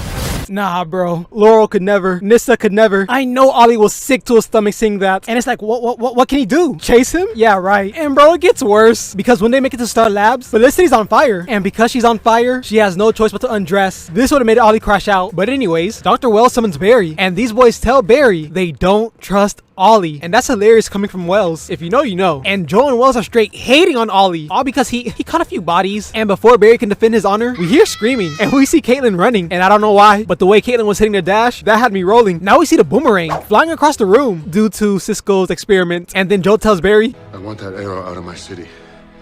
Tonight. Get off that nigga dick, bro. What is you doing? but nonetheless, we check on Ollie and he kicks his door down and starts aiming his bow, questioning this guy about Red Eye. And all you gotta know is Oliver got the answers because now he's at Jitters with Barry and Felicity. And Ollie tells Barry Red Eye's identity, which is Roy something.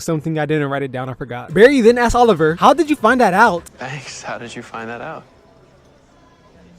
Guy's still alive, right? Get off that nigga dick, bro. And then Iris pulls up, bringing lattes. And bro, is she shooting her shot with another dude? Again? Dog, look at Barry's reaction. But Iris snaps out of it and asks to talk to Barry one-on-one just to start glazing Ollie. Bro, this glaze was extraordinary. Oh my god, he's even more handsome in person, and his arms are like twice the size of yours. Technically, they're not twice the size. I know Barry was sick hearing this. And this next part, it's just devastating. I wouldn't want my worst enemy to hear this. Iris, the woman who Barry loves, tells Barry, He's on my 3 list. What's a 3 list? My list of 3 guys I'm allowed to cheat on Eddie with. nah, bro, I couldn't do it. I would have fell to my knees. How do you get chosen by lightning, but you can't get chosen by the woman you love? We check on Ollie, and Felicity is begging Ollie to work with Flash, to which Ollie says no. But Felicity's persistent, and with no other option, Ollie agrees to team up. Now we see Ollie at this ranch, and Barry shows up late. Barry, how can you have super speed and still not be on time? Barry, how can you have super speed and still not be on time? That's what I'm saying. Bro, me and Ollie are locked in. And then Ollie tells Barry they're here to train, which Barry thought was a joke. That wasn't until Ollie brings up Barry's past battles, talking about how he does not scan the environment and just charges in blindly. And then we get this bar from Ollie. There's a difference, Barry, between having powers and having precision. And then Ollie grabs his bow and arrow and tells Barry, You're gonna run over there, you're gonna come back at me, and you're gonna get hit with an arrow. and Barry had the nerve to laugh in Ollie's face. But look at how Ollie responds. No, I'm not. Yes, you are. And with that, Barry accepts the challenge. Barry gets in position and Ollie aims the bow. And then Nice try. Barry gets shot by 2 arrows. And do you want to know what's so amazing about this scene? It proved Oliver's point. Oliver told Barry, you don't scan the environment, you just charge in blind. And if we look at the scene more closely, when Barry first arrived, he had time to scan the environment, but he didn't. Before Barry ran to point A, he had time to scan the environment, but he didn't. And when he ran to Oliver, he had time to scan the environment, but he didn't. That's 3 times. Barry could have cased the area, but he chose not to. And this is the perfect example of why speedsters don't only lose to quote-unquote plot. A lot of you fail to realize speedsters are still humans, and just like humans, they have personality traits. And this scene also shows greater detail on why Green Arrow is top 5 in DC. Matter of fact, I dare say top 3. This man ended the speedsters only lose to plot agenda in one scene and gave us perfect evidence why. Barry gets back to base and he's greeted by Felicity, and Barry put up right on time because they get word on Red Eye, and Felicity says they should call up Ollie, but Barry says he can handle this. I don't need his help. And he gets to zooming, making it to the mansion. Barry opens the doors and hears Red Eye, and then he walks out and hears Red Eye. Do you get it? Because I said hears Red Eye like he can hear Red Eye, like he with his ears, and this time I said hears Red Eye like hears Johnny. Shut up. Barry speed blitz him, pitting Red Eye against the wall, but Barry made a crucial mistake. He knocked off Red Eye's glasses, and now Barry has become a victim, and Red Eye escapes. The team scans Barry, and apparently he's fine, but then Caitlin starts laying into Barry, letting him know he should have brought Ollie. He should have brought the man who became someone else. He should have brought the man who became something else. But Barry is not going for it, and he tells Caitlin, shut your trap. And speak of the GOAT, he calls up Barry. Flash pulls up, and Ollie asks Barry about his misstep in catching Red Eye, and Ollie's not even angry, but he tells Barry, the only reason you are still alive right now is because of your super speed. You need to keep learning, keep training, keep getting smarter, and until you understand that, you will do more harm than good. And from all that wisdom that Ollie just dropped, here's what Barry got from that. I finally see it. You're a little bit jealous of me, aren't you? A guy like you, handsome, rich, can have any girl he wants. Jealousy's probably a new emotion for you, so you might be a little slow to get what it is that you're feeling. Barry, that's your theory? That's your theory? That's what I'm saying. Now, although this is Barry's anger talking, this is one of my favorite moments, and it gets even better. So you can train, lift weights, climb that stupid bar until your heart explodes, but you'll never be as fast as I am. You will never be what I am. And that's gotta hurt your rock-hard pride, Ollie. Bro, Grant Gustin was in his bag. I'm talking Prime D Rose. I'm talking Michael Phelps. I'm talking Namor. And then Barry takes his leave and he goes to work, and Zing starts meat writing. Bro, Barry just walked in and he's already dealing with this. So with Barry not being in the mood, he lets out a justified crash out, but then Joe pulls up, taking Barry to a one-on-one. Wait, you're just like him. Like Wells and Oliver and everyone else my whole life that didn't think I could get the job done. Do you want to help me, Joe?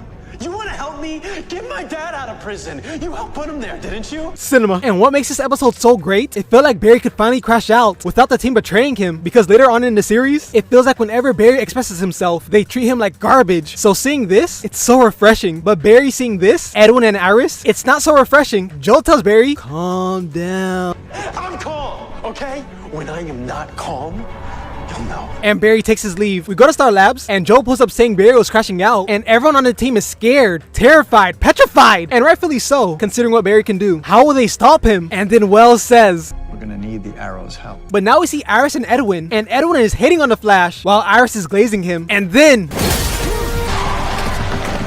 Barry demands like a GTA pedestrian, and then Barry walks up. I love it. I love it. Bro, when Barry's mad, it's always a good time. Well, as a viewer, not if you're going against him. Even in the Suicide Squad game, if you watch the Flash cutscenes, they were awesome. Edwin pulls out a gun. Guess you had to rent your girlfriend's blog. That's a bar. Edwin starts busting, and Flash is just flexing and runs behind him. We check on Star Labs, and they have eyes on Barry, who once again walks up on Edwin. Edwin stands up and charges at Barry, but gets thrown like a rag doll. I gotta respect it though. Iris starts trying to calm Barry down, but it's a no prevail, and Barry's eyes glow red, and he goes for the kill, but then Barry gets tied up by the god trapped in a human's body, by the specimen who created his creator, by the man who bites the hand that feeds him and gets away with it, Oliver Queen. And he tells Iris and Edwin, run. And then Ollie tells Barry, you need to calm down. And you need to hold on. And Barry starts dragging Ollie across the street. We go to Star Labs, and Caitlin is riding heavy. I just hope they can turn Barry back before he kills Oliver. What is she talking about? But it's like, I can't be mad. She never watched Arrow. And then Diggle lets her know, do you even know how many people Ollie has killed with that bow and arrow? And their response was so good, Cisco had to start jumping. But enough talk. Let's find out and see. Barry starts walking up on Ollie. Ollie shoots 2 arrows that Barry weaves. You missed. No. This is truly an art. And look at how Ollie is looking at Barry. The disappointment in his eyes. Aren't you supposed to be a speedster? Barry looks up and Ollie's gone. Barry stands up and gets shot by Ollie. 2,000 milligrams of horse tranquilizer. Should be hitting you any time now. Barry drops to a knee, pulls out the arrow, and he...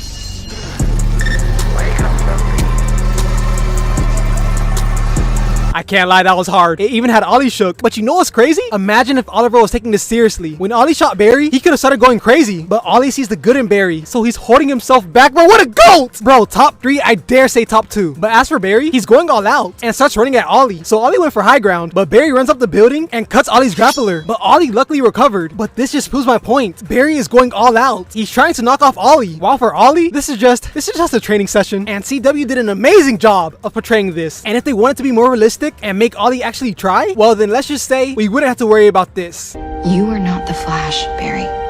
We are. Ollie lands on the ground and he's greeted by Flash, and here's where Barry goes on offense. He runs up, weaving the strike by Ollie, and actually, Barry's weaving everything, just barely though. And once again, bro, I am not trying to glaze, but this scene just shows how goated Ollie is. Ollie swings with the bow, almost decapitating Barry, by the way. Barry weaves it, but look at this. Ollie is already pre-firing where Barry will be. And keep in mind, this is Oliver holding back, so if he was actually going all out, well then let's just say we wouldn't have to worry about this. Just tried to kill Bart. Because he's my thought. Barry tries aura farming, but Oliver comes in swinging. Barry ducks, but he should have geesed because Oliver hits him with the left. And once again, look at Ollie. He's feeling bad. And Barry was rocked, but he collects his marbles and he starts piecing Ollie up. But the damage is adding up. Ollie is feeling the pain, and Barry even hit Mance with the backhand and then socks him with the left and the right, sending Arrow to the floor. But what you all failed to realize, this was all a part of Ollie's plan. Ollie presses the button, sending 2 arrows at...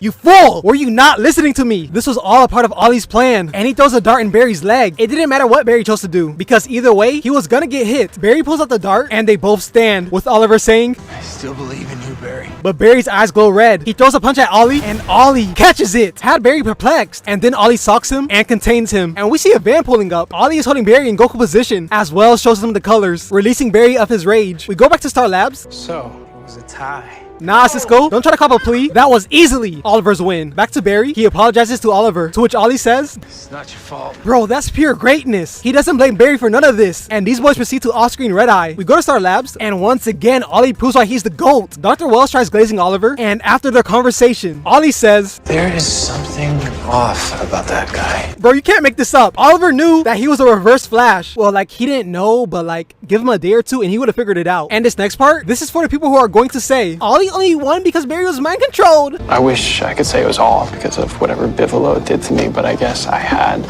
more feelings bottled up than I thought. This is basically Barry saying he was his true self, and all the effects did was bring out what he had bottled in, proving that Oliver is just that great. We start off seeing Team Flash grouped up, wishing that Barry was here. Guys, can you hear me? Barry hops on the mic, and Team Flash scampers to the comms. We see Barry, and he's bolting to the hospital to see his pregnant wife, Iris. And after finally making it back to the timeline, Bartholomew asks, Any sign of damage to the timeline? But as of now, there's no temporal fracturings. But then the screen starts glitching, showing us flashes of Zoom, Hunter, Zolomon, and he's in the negative speed force. And before we continue, can we talk about how, out of every speedster the Flash beat or put in the grave, Zoom got the happiest ending? He became a speedster that kills other speedsters. Bro, that was already his day job. But back to the story, Zoom was brought to the negative speed force moments before his demise. Zoom was brought to the negative speed force moments before becoming Black Flash. Zoom starts fighting with the clouds, trying to figure out why is he here. And then, You know that!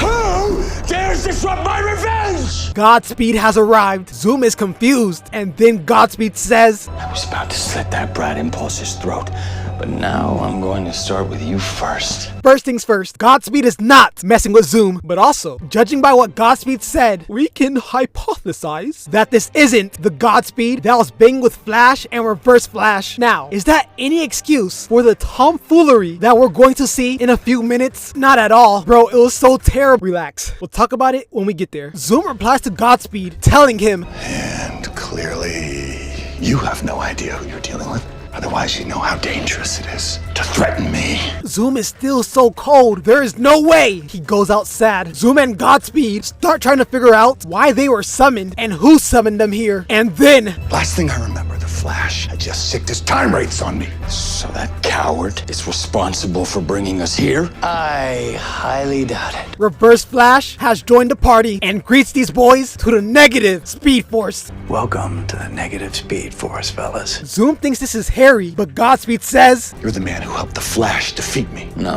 That's Thawne, the man who helped the Flash defeat me. Oh, so this is the Godspeed that was banging with Flash and the Reverse Flash. And that just makes what's going to happen later even worse. And with 3 evil speedsters all together, they obviously don't get along because Reverse Flash, Thawne, starts trolling these boys, especially Hunter. Pretending to be the Flash's ally. Let's see, whose playbook is that from? You mocking me? Now you're catching on. Good, Zoom. Now I'm going to be real, not a lot of people can talk like this to Hunter's face. And if we're going peak for peak, bar for bar, Zoom is taking that dub. I'm the fastest man alive. No, you're a strung out, chunked up Velocity 9 junkie, the fastest man alive. You're looking at him. Oh, please. I'm the one true god of speed. No, I am. Savitar, the god of speed, has arrived. And all of a sudden, nobody wants to talk anymore. Bro, if Zoom knew who was in that suit, he would be so proud seeing that Barry became exactly like him. That would have been such a legendary moment. Savitar then says, Before I bring this dimension to its knees, I demand to know who brought us here. I did. Eddie Thawne has arrived, the dumbest branch in Thawne's family tree. Eddie Thawne, you're Team Flash's old cop friend, right? Well, that's real good, because I am great at killing cops. Bro, this man Zoom is truly a fiend. The only man in our timeline who I dare say can come close to matching Zoom's energy is Andre the Plumber. Bro smiles just from hearing the word fade. Edwin then says, That's real big talk for a bunch of dead men. Godspeed refuses to believe this. Liar. I'm invincible. And with the way he was moving, forcing Barry to call up Thawne, I don't blame him for being in denial. But as for Zoom, the time wraiths. Zoom may have an ego, but when it comes to those time wraiths, that ego is nowhere to be found. You died, Hunter. So did you, Hart. Oh, you too, Savitar. You all died. Savitar also can't believe it. I mean, he is the god of speed. Eddie then starts explaining how none of these speedsters were powerful enough or fast enough to defeat the Flash. But with Edwin's help, they can. Tell me, just how does a complete waste of a human being like yourself plan to defeat the Flash? Thawne despises Eddie, but that is no matter because Eddie starts transforming into Cold-Blocked Blue, putting on new drip, tailor-fitted. All these boys are impressed. Eddie then says, You want more speed? I'll help you get it. Enough to kill Flash. Now I'm going to play that part one more time. I want you guys to truly listen to what Edwin says. You want more speed? I'll help you get it. Enough to kill Flash. Eddie is going to give these boys enough speed to kill the Flash. Remember that. Savitar is locked in. The junkies are oozing with bloodlust and Reverse Flash. We now go to the hospital, seeing a preggo Iris, and Barry has finally arrived, hugging Iris and telling her the negative Speed Force chose a new avatar. Ooh. Eddie has pulled up, but he's not here to fight, just here to say congratulations. Oh, and you're probably wondering, Joshua, how's Edwin alive? Well, brother, the negative Speed Force brought him back. And it gave me the power to kill Barry. Barry tries reasoning with Eddie, letting him know if the Flash dies, the Speed Force does too. But that's exactly what Edwin wants. And after exchanging a few more stanzas, Edwin says, Any last words? I've got 3. Huh? Run, Barry. Run. Corny, but a good corny, I guess. Barry and Eddie bolt out the building, running side by side. Wait, Edwin, what is that running form? It's no surprise Barry's beating you. It looks like you're running with an anvil on your neck. Eddie then creates a lightning spear. Barry hits a and creates a lightning dagger and charges at Eddie, but gets hit in the chest. Hadman's flying through every car on the block. And to make matters worse, Bartholomew starts hitting the invincible, but Eddie isn't hearing none of that, and he... Nora has arrived, saving the Flash, looking beautiful, and bringing backup. Edwin pulls up as we take a look at Allergy, and she's looking great. Is that a new jacket? Focus, focus, focus. With Flash no longer being alone, he tells Edwin, It's over. You can't beat us all. And Edwin says, I don't have to. You have your team, but me. All the evil speedsters start pulling up, and Savitar is looking like he hit an all-you-can-eat buffet before pulling up. And also, the red lights just don't hit the same. It feels like he's trying too hard. And for Zoom, it would be so much better if he was radiating electricity. We look at Team Flash, and they're shocked just as much as Barry as they face off against former foes. Thawne starts talking to Barry, telling him, Flash, Flash, Flash. You didn't think I was gonna miss how this all turns out, did you? And then Zoom tags in. We're going to slaughter your team and end your legacy forever. No, you won't. And that's your only warning. Caitlyn, Killer, Keom, Cute, whoever you are, I respect the enthusiasm, but no. Let's be honest here. Godspeed comes in saying, Ooh, I like her. But seriously, you don't stand a chance in hell. Bro, in the way which Godspeed speaks, it's just so cold. And finally, Savitar, the future Flash, the god of speed, says, Tonight, we change the future. And then Barry says, execute Delta maneuvers. Everyone begins to scatter. And I hate to be that guy, but before we get to the action, can you, I don't know, like the video? My bad. We see the Flash dealing with Eddie, Godspeed running on his light. By the eye of Agamotto. Zoom is chasing Keom, Thawne is with allergy, but he gets blown away, and Savitar bursts Nora. Nora recovers and starts weaving the strikes, jumping on this car, but that was her biggest mistake, because Savitar grabs Nora, takes her to a waterfront, and says, Your mother escaped her fate, but you won't.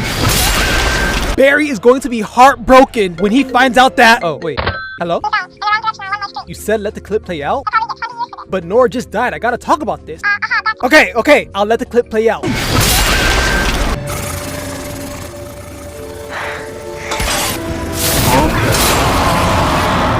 No way they did Savitar like this. First off, why was Savitar just standing there like a bozo? When he stabbed Iris, he was quick on his feet. And also, how was Nora able to easily break Savitar's armor? I seen twigs more sturdy than that hunk of junk. And then Nora gets behind Savitar and stabs him through his armor? Bro, this is not Savitar, the god of speed. This is Savitar, the god of speed.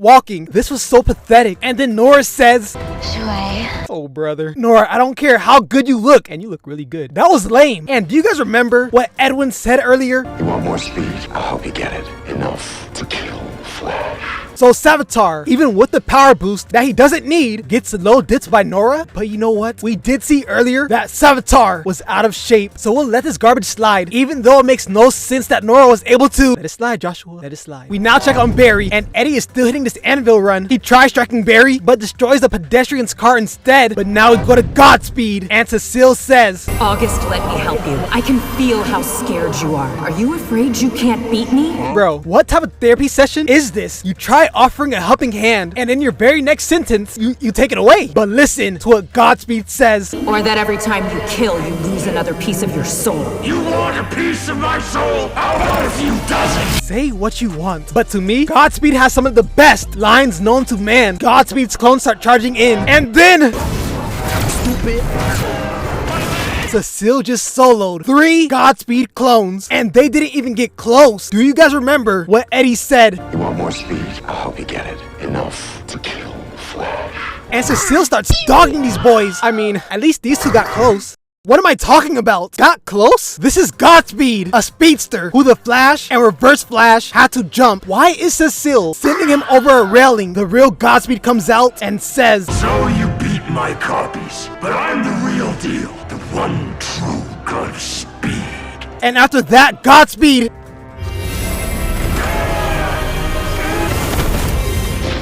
That's what I call mind over matter. Bro, they are 2 for 2 on trash catchphrases and 2 for 2 on hoeing my goats. Why would you have Godspeed talking like this? The one true Godspeed. Just to have him stand still and not showcase that quote-unquote god of speed. And once again, Eddie said, You want more speed? I'll help you get it. Enough to kill Flash. Did Edwin lie? Why is Godspeed looking like this against Cecile? Even without the power boost, Godspeed is destroying her. Do you remember the Godspeed War? The whole Speed Force had to come out and play. But now let's go to Chester. Thawne is behind him and starts emoting. If any speedster here is going to get justice, it will be Thawne, as he begins striking Chester, bringing him to his knees. Got him screaming in agony. But you know Thawne loves to talk and says, After I kill you, I'm gonna kill your boss, because I don't care what any upgraded ancestor of mine might say. Barry Allen's life is mine to take, and so's yours. And continues bringing the thunder. Chester hits the floor. He can only take so much before Thawne kills him. But then Thawne gets blindsided by allergy as she runs to Chester and doesn't feel a pulse. But let's check on Zoom. He enters this tunnel where he's met by CCPD. Zoom takes off his mask, showing just how excited he is to slaughter these officers. But Keom appears. And Zoom says, fists. Too bad neither of you are powerful enough To lock up the darkness. Zoom charges in, running circles around the tunnel as we go to the Flash, who's racing around the city, busting into jitters, slashes on the floor. But Eddie draws his sword, aiming it at the pedestrians. As we go back to Zoom, he has Keom looking shook, and then Zoom throws lightning, but Keom catches it, and then... No. Zoom, get up right now. Hunter, you better get... He's knocked out. The same man who caught Barry's lightning and threw it back suffered the same fate. This is not poetic justice. It's not even poetic. It's not even justice. You want more speed? I'll help you get it. Enough to kill Flash. Bro, this is a fate worse than death. These nobodies are surrounding Zoom. Man, I'm sick. Back to Thawne. He starts taunting Allergy. Not only do I get to kill your boyfriend, I get to kill you. Thawne.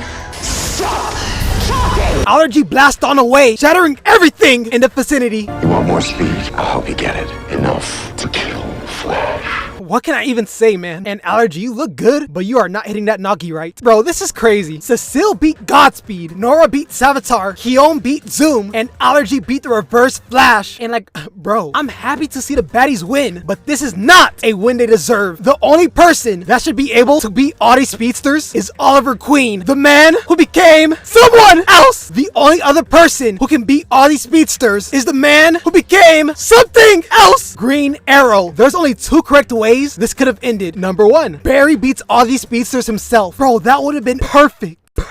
And number two, Barry runs back in time to, let's say, Arrow Season 4 and ask Ollie for help. Bro, that would have been so goated. Imagine Season 4 Oliver just destroying these speedsters. I'm talking humbling Zoom, bringing Savitar to his knees, slaying Godspeed, and, he already beat the Reverse Flash, so we already know what that looks like. Allergy checks on Chester, and God AG shucks. He's alive, Allergy's a baddie, sky is blue, grass is green, who cares? We go back to Barry, and Eddie is telling him to surrender, but then... Jay Garrick has pulled up, stealing Eddie's speed, had Eddie tweaking, acting like an addict, and begins summoning back the speed he gave out. And then he vanishes, like my dad when I was born. We see tempo fractures in the sky. The whole timeline is unraveling, but luckily, Barry knows where Eddie went, and that's to the negative speed force. And basically, Eddie plans on doing what Thawne did, and we all know how that ended. And Jay says, let him do it. Let him destroy himself. But Flash says, Eddie's a hero. Keom is not in the mood for this nonsense, but Barry won't let Eddie die. And then Johnny Cage speaks up. I think maybe saving the universe is a lot more important than just one guy. My wife is in the hospital right now about to give birth to our child. I am trying to save the timeline and Eddie's life. Barry, why are you acting like this? Just call up Cecile. She's out here beating Godspeed. She can handle this. Ooh, or better yet, call up Nora. Let Nora handle this, because Nora is out here beating Savitar, the god. Relax. Keom then tells Barry she can bring him to the negative speed force, but before sending him, she starts giving some Yoda wisdom. And I want you guys to hear this bar from Keom. You want coexistence, but I'm sorry, it's impossible. Then you need to believe in the impossible, because it's the only way to create a better world. I felt that bar in my guts, like it awoken something inside me. We now go to the negative speed force and see that it's oozing with speed force. Barry pulls up, seeing Edwin, and hits him with a superb tackle. Barry starts trying to talk no jutsu, but Eddie rather spark up. However, Barry will not give up. You just want it all for yourself. I want to save you. Eddie hits a Zack Ryder woo kick and starts throwing Barry around. I hate you. But Bartholomew won't fight back, and that is music to Eddie's ears. Heavy right, what's for dinner? Here's a bedtime story. Eddie picks Barry up, reminding him, You didn't stop Thawne. I did. And this next sequence, it's just beautiful. Because I always win, Flash.